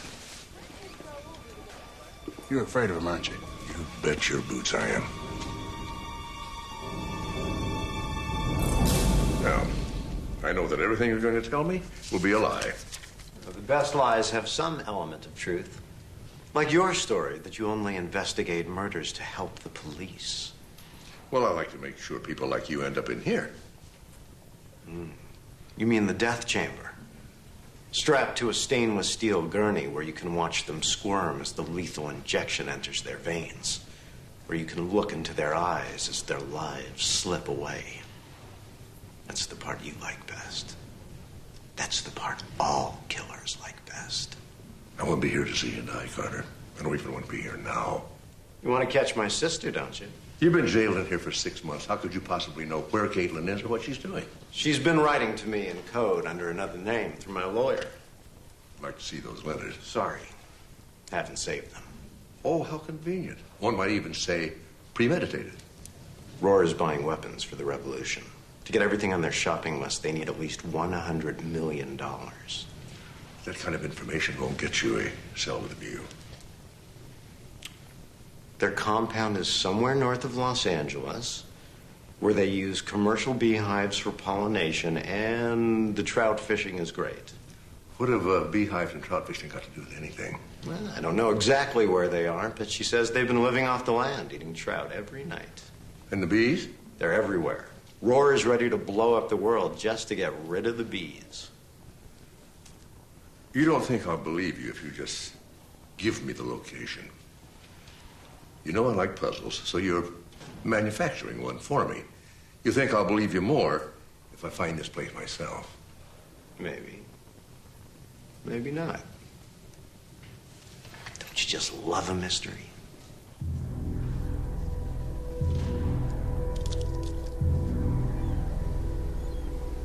Okay, this is Kern County. Now, I talked to the Department of Fish and Game, and they say these are the streams and the lakes where the trout are biting. And these are the fields where the entomologists have already found red fire ant colonies. What about bees? Well, oftentimes commercial beehives are brought in from out of state to help pollinate groves. Red fire ants were found on some of the hives in the earth beneath them. That happened right about here, here, and up here. Looks like half a dozen possible locations where all the elements coincide. One of those is bound to be near vacant property that could be used as a compound. Well, we could pinpoint a location in 2 hours. I'll alert our anti-terrorist unit. You coming? Wouldn't miss it. Steve, this is too easy. Yeah, I know, but what other choice do we have? Well, just remember one thing. When you get there, whatever you find will not be what it seems. Steve, would you make sure that Ron keeps his head down? Don't worry. We're the good guys.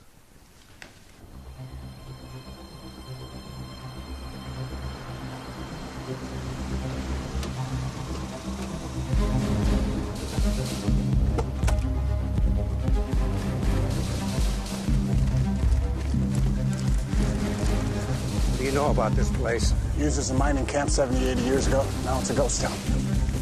Just try not to become part of the population. We're prepared for a fight. Right now, we have the element of surprise on our side. What makes you think that? They probably knew we were coming before we did. Well, let's not keep them waiting. Move in.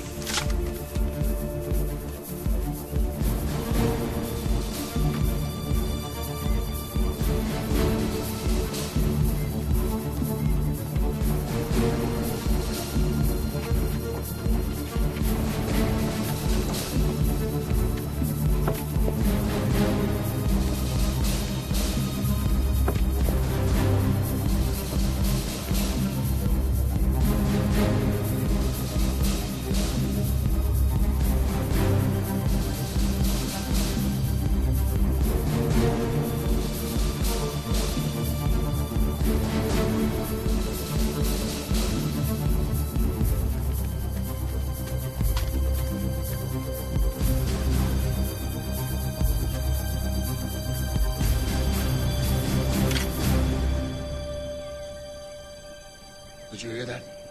I heard a click. Did you hear a click? Yeah, I heard a click.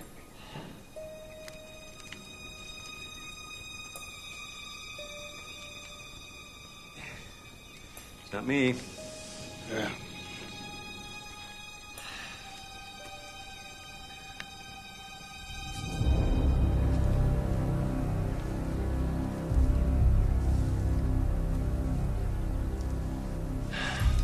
How good are you at standing for long periods of time without moving? I can learn. Good, because if you so much as twitch, this ghost town's gonna become a crater. I'll be right back. Don't go anywhere.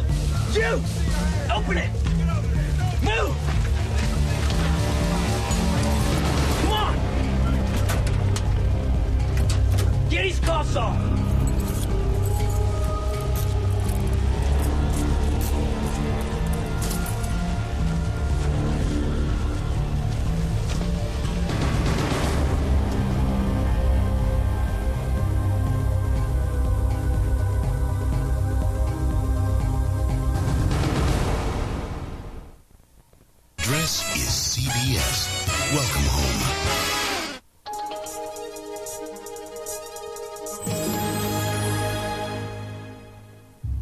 Right, Lieutenant.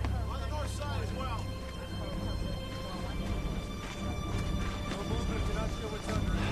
There's no sign of Roar anywhere. What do you call this? A diversion. Prison van was ambushed. Carter Sweeney's escaped. I see. So he fooled us again, just like your dad said he would. It's not your fault, Ron. Somehow I don't think the Bureau will see it that way. What would you have done differently? I wouldn't have stepped here. No, you would have done exactly the same thing, and so would I. We couldn't ignore the evidence we had. Yeah, Sweeney knew we couldn't.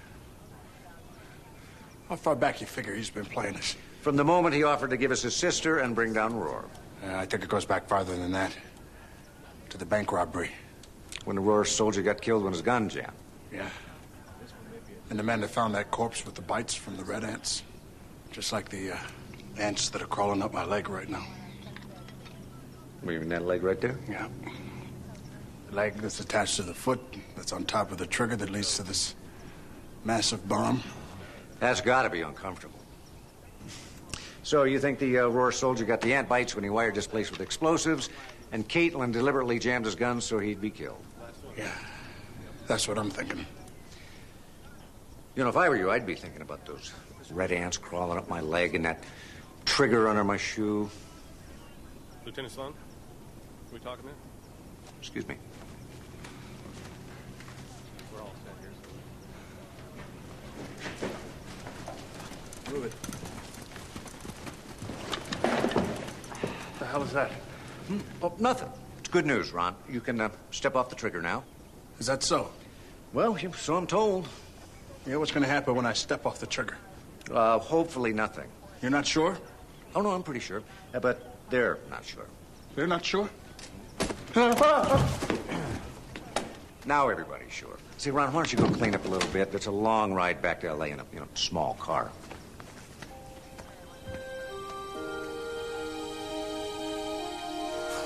I can't believe we have a shot at buying this place. I thought it was barbecue. Bob's. It was until Bob remarried. Mrs. Bob made some changes. Yeah, she ran it into the ground in 6 months. That's why we got it so cheap. This is it. Yeah, I can almost feel the peanut shells under my feet. All right, gentlemen, a little silence. This is a very solemn moment.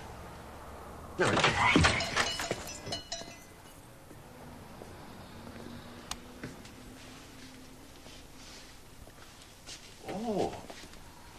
Well, this isn't exactly what I expected. It's unbelievable.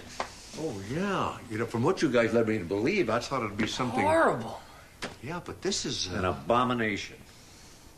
Are you saying you don't like this? Oh, it's so sterile. Do you feel the crunch under your feet? Or do your hands stick to the tables when you touch them?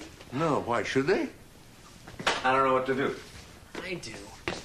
Weep. Dad, I'm sorry we dragged you all the way down here.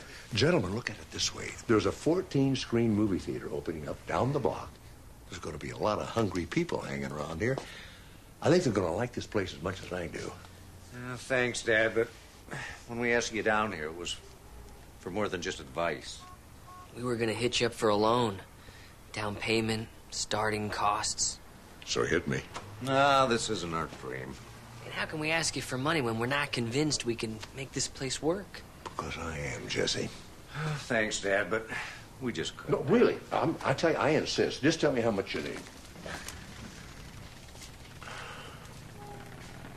What's the date? Hey, welcome to the all-new Barbecue Bob's. I'm sorry, sir, but we're not quite open for business yet. No. But Carter Sweeney is. The United Nations shadow government wants you to believe that I am a serial bomber, a mass murderer, and the greatest threat to national security since the CIA introduced AIDS and crack to our cities. Why? Because I know too much. I found out why the so-called traffic helicopters never stop circling over Los Angeles. How many times are you going to watch this, then? Till I understand it. Well, I understand it. He's nuts. Yeah, since when?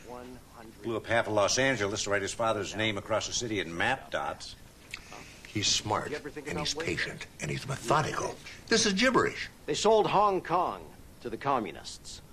6 months later, Pakistan has the bomb, half of Florida burns, and Mercedes buys Chrysler. Coincidence? They'd like you to think so.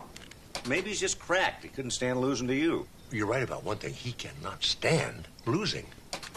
Why invent Viagra? How else can they get you to swallow their mind-control drugs? That's an act. Well, if he doesn't believe it, why send this to the media? Why not just leave the country and disappear? One thing I learned about Carter Sweeney, whatever he does is always a part of a larger plan. If you're right, let's hope this time it doesn't involve you. Oh, I'll say. I've already been the victim of one evil conspiracy today. You and Jesse set me up outside Barbecue Bob's. Well, I admit we exaggerated our disappointment a little. Oh, and maybe you had seen the place twice before this week? Oh, nothing like a chatty realtor. He dropped some papers off here. Told me about how you and Jesse loved the space first time you saw it. Mm-hmm. All right, if you want your money back. No, you're not getting off that easy. What, do you want a half day's interest? I want to be a partner.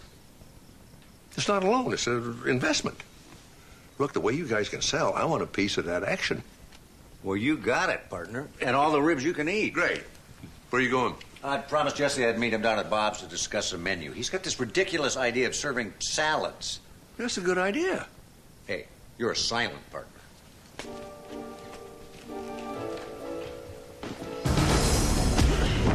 Ding dong, drawer calling. What do you want? It's not what I want, it's just what happens. We're like matter and antimatter. Whenever we get too close, somebody dies. My father, all those people at your hospital, your son? No. No. That's not what Carter sent you here for. Are you so sure? Maybe I don't always do what my brother says. Maybe sometimes I get to do what I want. All right. Go ahead and shoot us both. I'm sure Carter won't mind at all.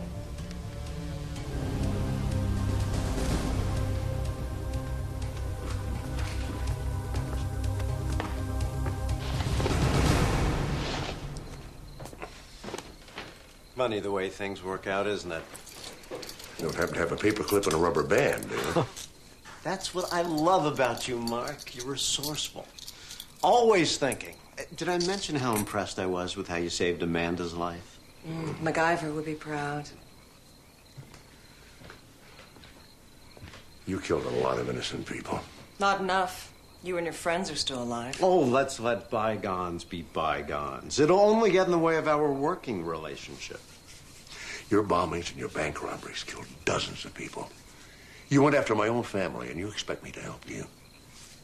I know you will.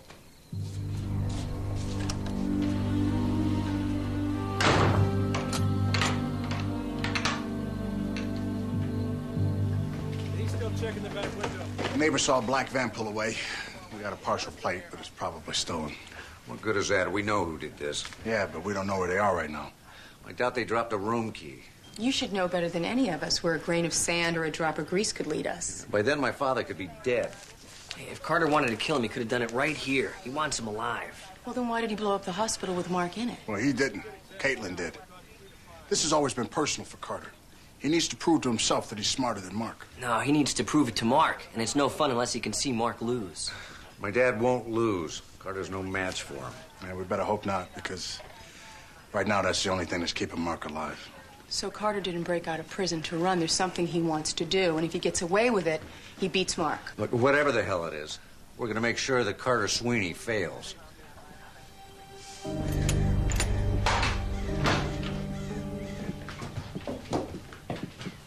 Have you decided to join our merry band of rogues? No. I really need your wisdom and advice. Think how much we could accomplish if we worked together. Never. Uh-oh. That's not good.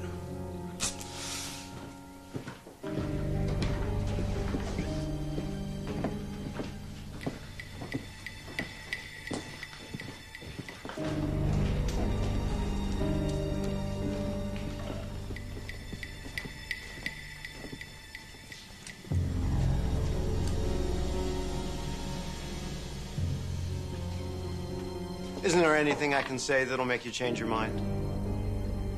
What if I told you we offer health benefits? Well, my sister is outside this restaurant right now. Do it.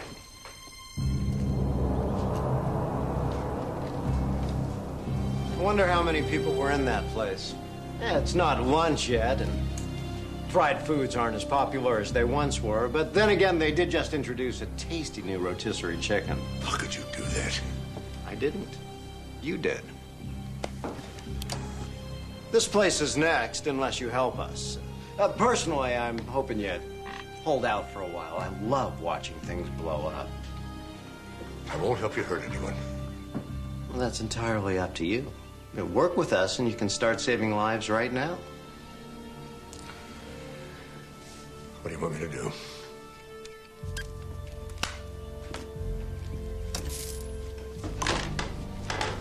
I need $100 million in 4 days, and you're going to figure out how to get it. How about a ransom demand? No offense, but you're not worth it. It also shifts the advantage to the police. It brings us to them. That's why 9 out of 10 kidnappers get caught picking up the money. Now, that would not have occurred to me. You know, you're a smart man. You don't need me to do your thinking for you. Run out of clever ideas. Besides, I love watching you work. I always learn so much. Why do we only have 4 days? Well, it makes it more of a challenge, wouldn't you say? And it also matches your father's bombing pattern, doesn't it? I'm a sentimental guy. I'll do it.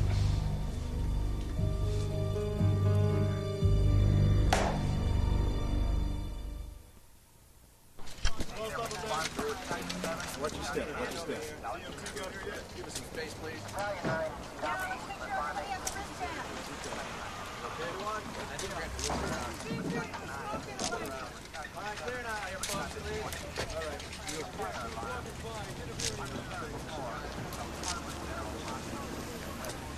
The last I heard, you were off homicide, temporarily assigned to me in the Roar investigation. I still am. Then what are you doing here? Same thing you were. He was giving me a ride, Steve. He was in the morgue when I got I think paid. Roar did this. Why? We'll take a look around, Ron. The place was bombed. Yes, so what? So Caitlin Sweeney blew up Community General, remember? Because we were in it. Since then, they've been robbing banks. It appears to be the same kind of explosive device that she used. A device so common and simple that anybody with a modem, a grudge, and an address to a hardware store can Carter make it. Sweeney terrorized the city with serial bombings. A week after he escapes from jail, it happens again? His bombings were part of a pattern, which he completed. His bombs dispersed a wide shrapnel spray of flathead brass screws. Do you see any evidence of that here? So maybe he's got a new pattern. How do we know it wasn't a disgruntled employee? A customer who got salmonella or a... It happened less than 12 hours after my father was kidnapped. Well, so did the car accident at the corner of Santa Monica and La Cienega. You gonna go investigate that, too? If it'll help me find my father, you bet I am. Steve, we all want to find Mark just as badly as you do, but you can't go to every crime scene in this city on the slim hope that it's all related. That's exactly what I intend to do.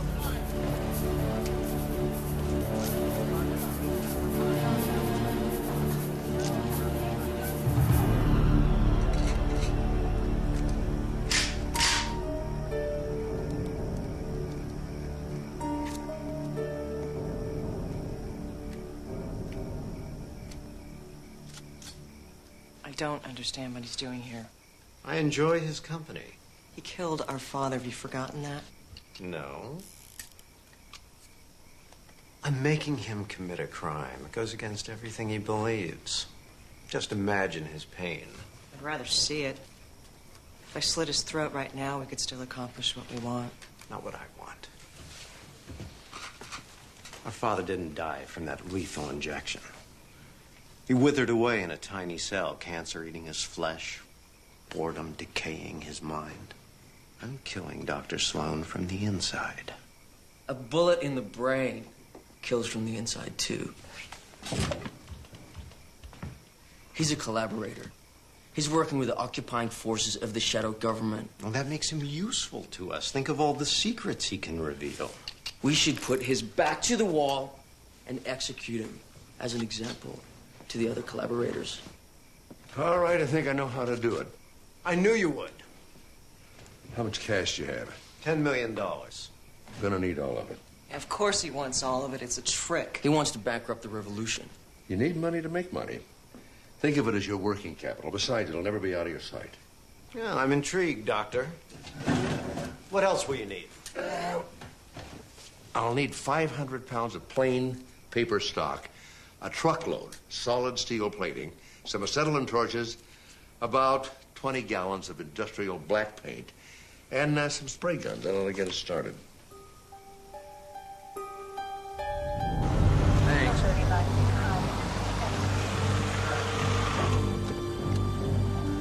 What am I doing here? This place rents picture cars to the studios. Fake ambulances, fire engines, things like that. Last night, somebody stole a phony armored car. Call me when somebody steals a real one. Roar did this. Look, I know you're desperate to find your father. So am I. This is not the way to do it. It's the only way to do it. We gotta chase every lead that comes up. Yeah, every lead. Not every crime that occurs in L.A. Look, we found that black truck. It was torched in a vacant lot. And we're doing a door-to-door in the area for witnesses. Maybe that way we can come up with a real lead. Look at this. Sloan Medical. The guy that owns this place has been my father's patient for 30 years. Yeah, you're reaching, Steve. Anybody could have stolen that truck. Come on, Ron. There's a Mercedes over there, a couple of limos, a Batmobile. Why steal a phony armored car? Wouldn't it make more sense to steal something more easily stripped and sold? Think about it. There must be 50 picture car companies in L.A. Why strike this one? Because somehow, some way, my father sent him here. All right, see, that's it. You're losing. I got to take you off the case. Ron, you can't do that. You're not leaving me any choice. Look, it was bad enough when you started linking every purse snatching to Roar. Now you got Mark getting him to send us secret messages. Look, you know how resourceful my father can be. Yeah, if he isn't dead already. Look, at the very least, he's their prisoner. How much influence could he possibly exert over him? The LAPD uses this company's vehicles for stakeouts and undercover assignments. My father knew that. Somehow he got him here. He sent us this message. This could be our last chance to save him, Ron. Please, don't let it go by. How many times have I argued with Mark and been wrong? I've lost count. Yeah, me too. I'm beginning to feel stupid. Maybe some of his intuition is starting to rub off on you. Okay, you start by coming up with a reason what the hell Roar want with a phony armored car. Well, maybe they got tired of stealing money and decided to let people just give it to them. I'm going to start by seeing who moves a lot of money around this city. All right, you do that. What are you going to do? I'm going to get a forensics team in here, see if I can find something to confirm your suspicions. Thanks for the ringing vote of confidence. Don't mention it.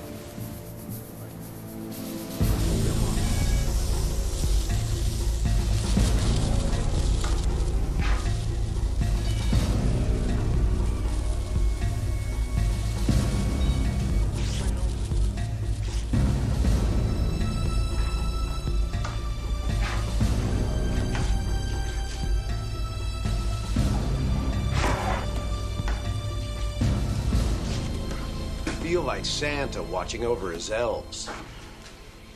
I never thought of St. Nicholas as a deranged psychopath before. You really think he slides down all those chimneys for the milk and cookies? If people wanted him in their house, they'd unlock the front door. He's a fat pedophile who hides out in the North Pole where we have no extradition treaty. And there's no one there to enforce one if we did. Is there anyone or anything that you don't hate? Oh, admit it. You're having fun. That's what's really bothering you. You forced me into this. Oh, come on. How often do you get to mastermind the theft of $100 million? I'm getting no pleasure from this. Of course you are. You better tell your people to hurry up. We're 3 hours behind schedule right now. Oh, what do you expect? They're revolutionaries, not craftsmen. Most of them aren't even high school graduates. It's a good thing you don't need to read an instruction manual to use a gun. If you have so little respect for them, what are you doing here? I believe fervently in their cause.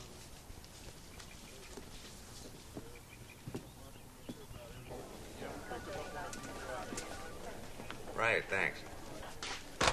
I called the Federal Reserve, asked them who moves a lot of money around L.A.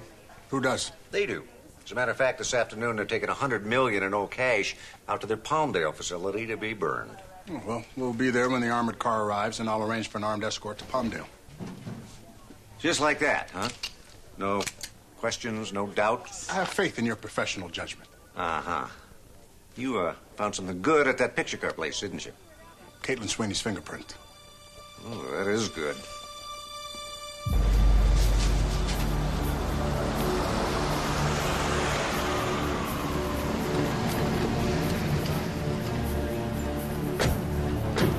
FBI. Let me see some ID. I'll take care of it, brother.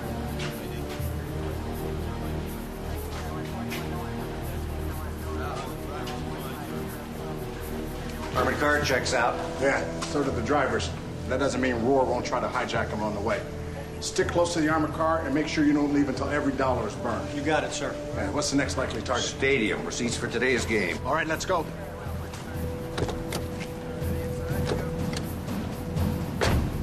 Agent Wagner, there's been an armored car holdup, warehouse 5th and Main. LAPD will meet you at the scene. You're gonna love this. They were boxed in by two vans on the side of the road. The guy in the lead van aimed a rocket launcher at him, made him drive in here. And the robbers put hoods over the guards' heads, bound and gagged them, left them on the floor. How much did it take? That's the best part. The morons robbed an empty armored car. They got away with nothing. Not exactly. They stripped the bin tag off the dash. Big score. You also empty out the ashtrays? Look at the guards. Where are their ID badges?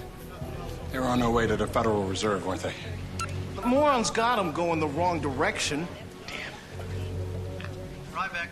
Yeah, this is Wagner. Where are you? Palmdale. Delivery went without incident. The armored car left a half hour ago.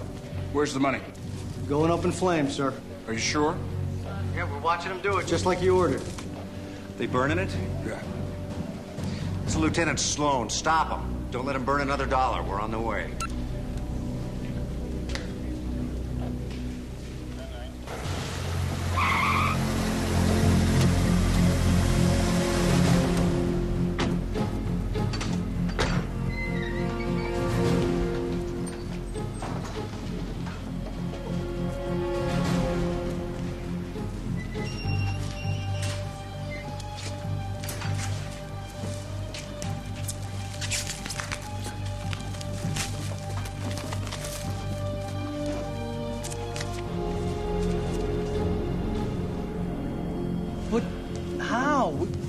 We saw the truck being loaded with the cash.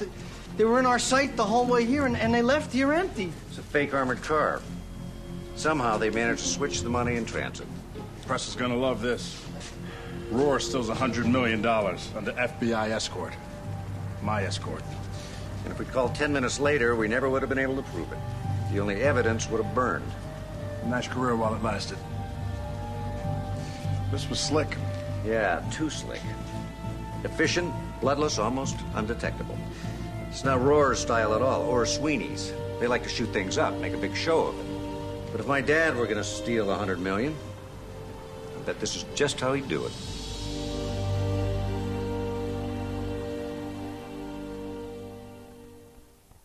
Dave's got Shock Jock Howard Stern tonight on CBS.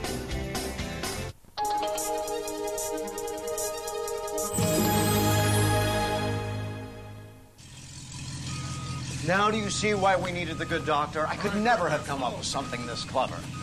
Steal a phony armored car, retrofit it with false walls, fill the hidden spaces with fake cash, and then switch the counterfeit with the real money. Showing up at the Federal Reserve and just taking it would have been a lot easier. And bloodier and riskier. We're not cowards. Be that as it may, he came through for us, just like I said he would. We lost our $10 million, just like I said he would. Let me explain the mathematics to you. We made a profit of $90 million. That's nearly 10 times what we had. And tell that to Otto Bertson. Who? Our comrade. The soldier who died in the bank for that money. When the new order takes over, you can build him a statue. This was a victory. The day of wrath is almost here. It's already here. For him. We're gonna execute the traitor right now. Go for it. I'm more useful to you alive than dead. You were. Over there. Fine. Here will do. I want to confess. I've been collaborating with the UN shadow government, and I would like to admit it publicly. You're going to be famous, Mark. The first member of the corrupt intellectual elite to admit the existence of the global conspiracy. It's almost worth keeping you alive for. You'll tell the American people how the shadow government is conspiring to steal their liberty. I'm sure Mark knows what to say. Black helicopters, alien autopsies, liberals, that kind of thing. Isn't that the gist? Yeah, and then you'll sneak in a few words that won't mean anything to me or my comrades. But he'll tell Yersin all the information he needs to track us down. Something about that doesn't feel good. That's why you'll be reading from a script that Ving, our resident revolutionary philosopher, has written for you. If I'm reading from a cue card, they're going to know right away it's not an honest confession. Then you better work on your delivery.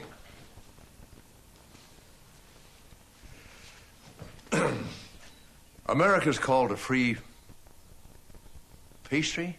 Just a moment.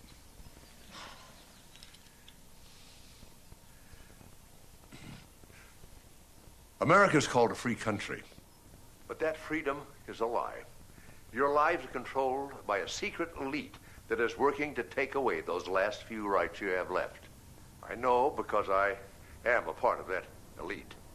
This was delivered to every TV and radio station in the area. It's already hit the networks. I can't believe this. Neither will anyone else. We took away your jobs and sent them overseas. We tax you until you have barely enough money left to survive.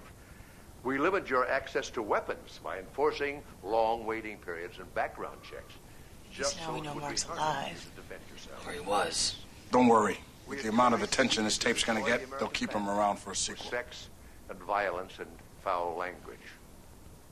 And we ordered our federal stormtroopers to smash any patriot brave enough to question what we were doing. You know, I've watched this thing a dozen times and I still can't see it. See what? The message. That's pretty clear. Government is bad. If Dad thought that this tape was going to be released to the media, he would have slipped in something that only we would understand. Yeah, but he couldn't this time. Listen. Throughout our history, a few brave souls have tried to tell you the truth. Jim Jones, David Koresh, you know the other names. But we in the elite have silenced them. That's not the way Mark speaks. He's obviously reading from a prepared speech. Yeah, and judging by the way he keeps looking to the left, I'd say he's reading off cue cards. Because you let Wait a minute. How fast can you get this tape enhanced? Tell me what we're looking at. I'll let you know. My father has presbyopia. I mean, he needs glasses to read what's right in front of his face. So why is he wearing glasses to read cards that someone's holding up across the room? There's something there he wants us to see.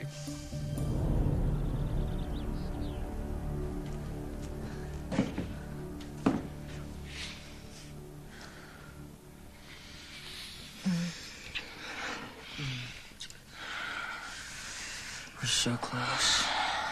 I don't think it's possible to get any closer than we have, but it might be fun to try. I mean, to the revolution, to the new world order. Today, we have the money. Soon, we will have the weapons, and the next century can be ours.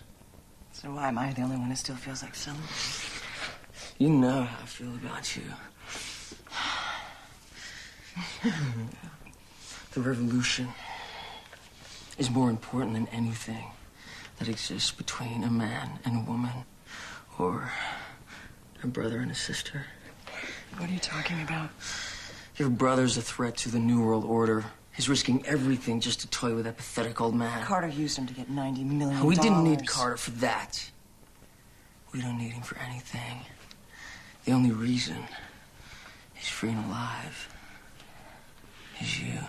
How many banks over how many years would we have had to rob to get that amount of money? How many of our comrades would have died in the struggle? Carter did it in one day, and not a single soldier had to sacrifice his life. The struggle and the sacrifice is what the revolution is all about.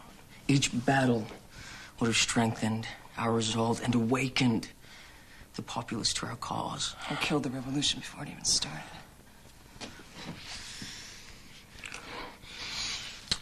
Do you trust me? Yeah. Can you be sure?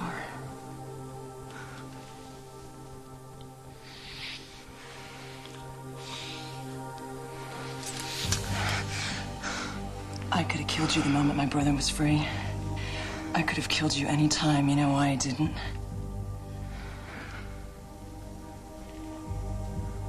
Because I am yours. You say the word and I'll give you my life right now. You say the word, I'll give you my brother's.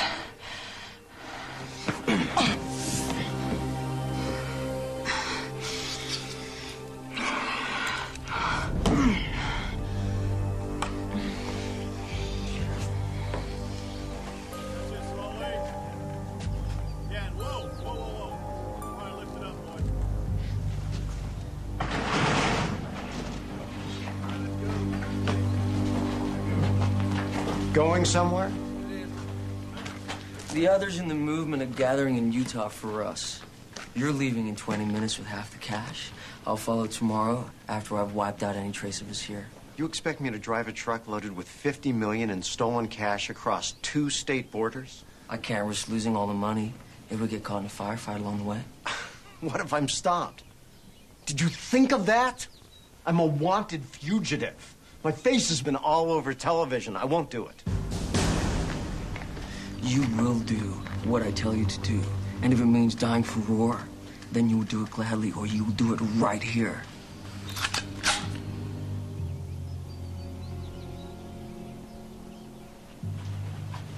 Okay. Load the truck. I'll go.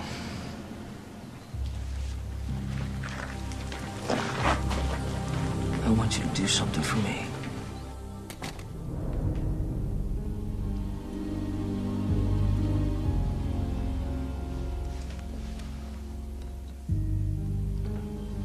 You may be my brother, but Aaron Ving is my leader. And your orders are to move that money to Utah, and my orders are to go with you and make sure you do as you're told. Can't imagine why the government hasn't fallen yet.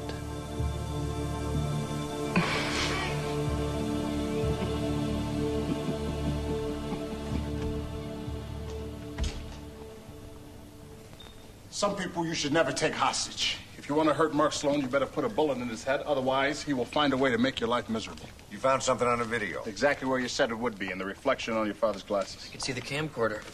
And the light. What's this? Exactly what I wanted. So we enhanced the video a little bit. Camp Chimokami. Problem is, we can't find any such place. That's because it went under 30 years ago. It's up by Big Bear. It looks like they're holding Dad in the old dance hall. How can you tell? Because you never forget where you got your first kiss. I got mine right outside that window. We could be up there by chopper in 20 minutes. It's been a thrill working with you. I can't tell you how impressed I am with your ingenuity. If it was all that ingenious, I would have figured out a way to escape by now. Don't be so hard on yourself. You made a complex robbery seem easy.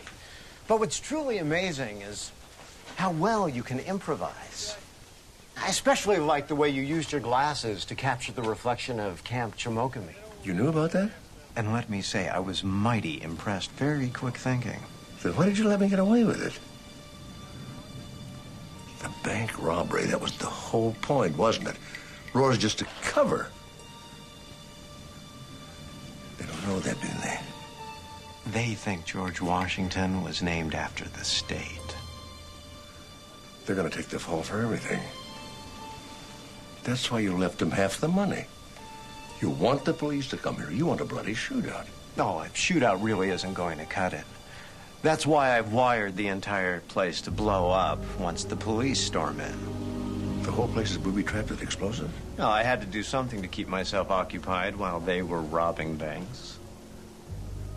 So they'll die in the explosion, and the money will burn, except for you and your $50 million. You're gonna get away with everything. It's so hard to relax, even on a tropical beach with millions in the bank, if you're an international fugitive. This should cut down on the stress. What's to stop me from telling? Nothing at all. Don't spare a single detail. I'm sure he'll believe whatever the oracle of the shadow government has to say. Time to go. Our chaise loungers are waiting. Goodbye, Doctor. Don't spend it all in one place.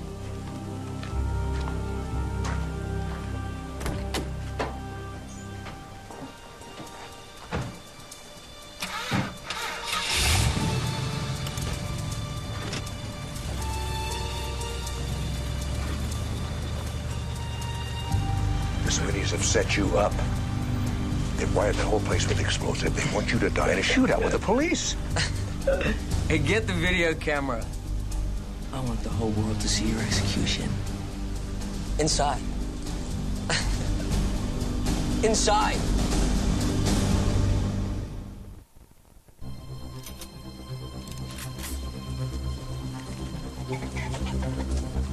How do you want to play this? It's your operation. It's your father. Quietly surround the place, make sure they're not expecting us, and then hit them hard and fast. Let's go.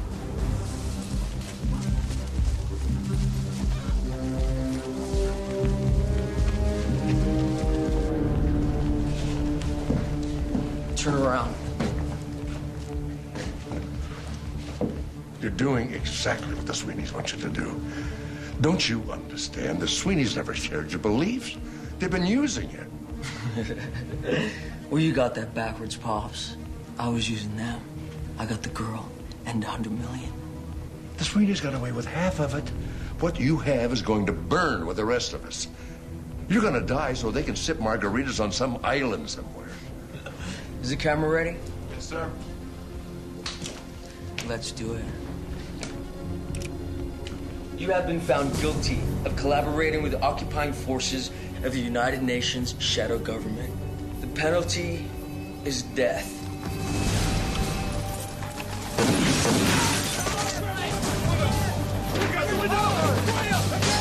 Open fire! So much for surprise.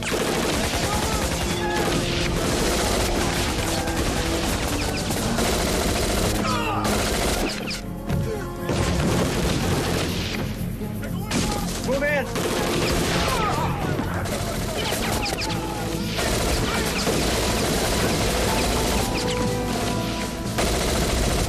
Keep the camera on! It's still rolling!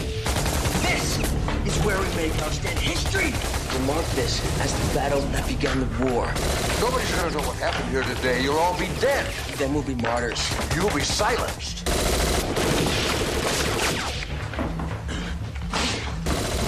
We both know the media is controlled by the global Uber government. So you admit it exists. Are you getting all this? Yeah, it's rolling. The people will never know what happened here today. Once again, the truth will be suppressed. The conspiracy will continue, Bing. There's a way to beat them. How? Let them arrest you. That way there has to be a trial. That means daily gavel-to-gavel coverage on court TV. No martyr ever got on the Larry King show. Cease fire! Drop your weapons. We're surrendering. I will execute anyone who disobeys me.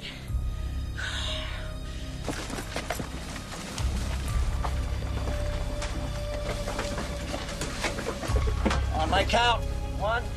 No, Steve, don't. Steve? Stay back. Dad? I'm all right. Keep your men outside. The whole place is wired to explode. Steve? Roar's gonna lay down their weapons. They're gonna surrender. There it is. Hold that. And keep the tension on it or we're all gonna die.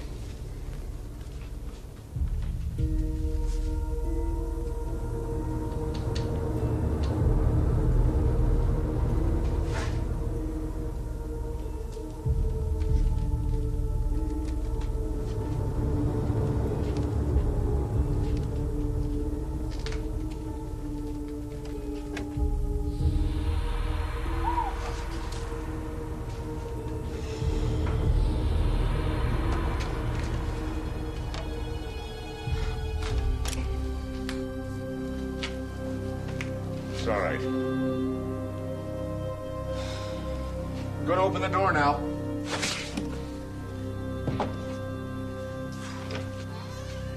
Be very careful. I'm sure there are more booby traps. I knew you'd find me. You tell me how. Where are the Sweeneys? They left in a rental truck about an hour ago. We're close to 3 freeways, 2 airports, 1,000 garages and warehouses. They could be anywhere by now. Well, they shouldn't be too hard to find.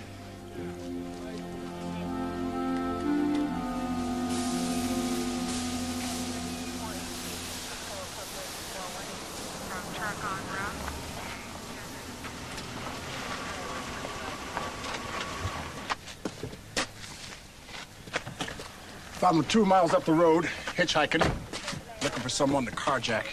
Their pockets were stuffed with cash. Sweeney, follow me. How did you do it? Well, as you were leaving, I shoved some of your money up your tailpipe. You get caught fire or something. That's it. Just a spur of the moment thing. Well, luck's as good as brains as long as it lasts. I'll remember that. We've got to find a high-security prison for him.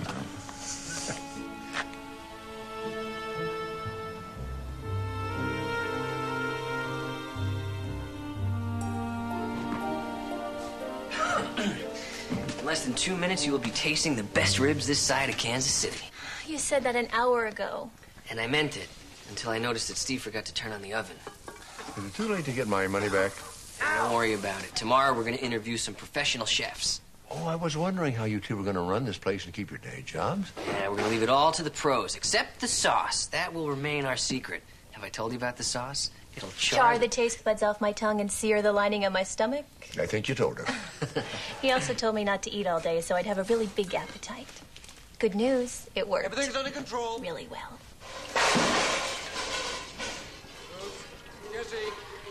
going to go check on the ribs. Nice place. Yeah, it's nice. It's good when people get what they want. It's great when people get what they've always wanted. And they find out that they still want it. I have something to tell you. Me too. Okay, you first. You go. No, ladies first. Amanda. Okay. You know, these past few months and everything that's happened, I just want to let you know I love you.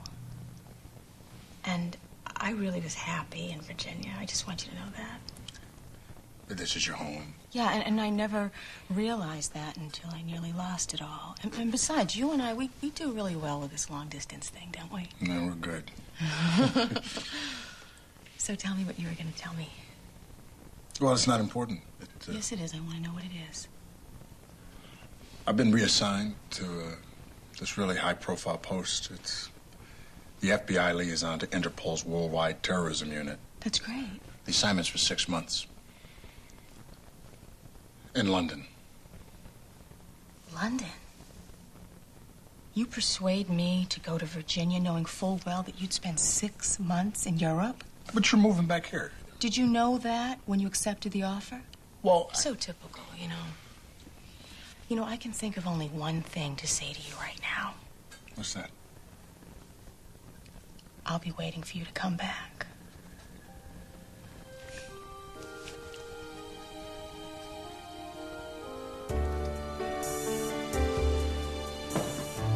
Ladies and gentlemen, new management of Barbecue Bob's is proud to announce that dinner is served. Careful, Dad. Those are the spicy ones. I'll get you some water. Ice water? Maybe just the ice. Hey, you don't look too good. Breathe, Dad. Just breathe. You'll be fine.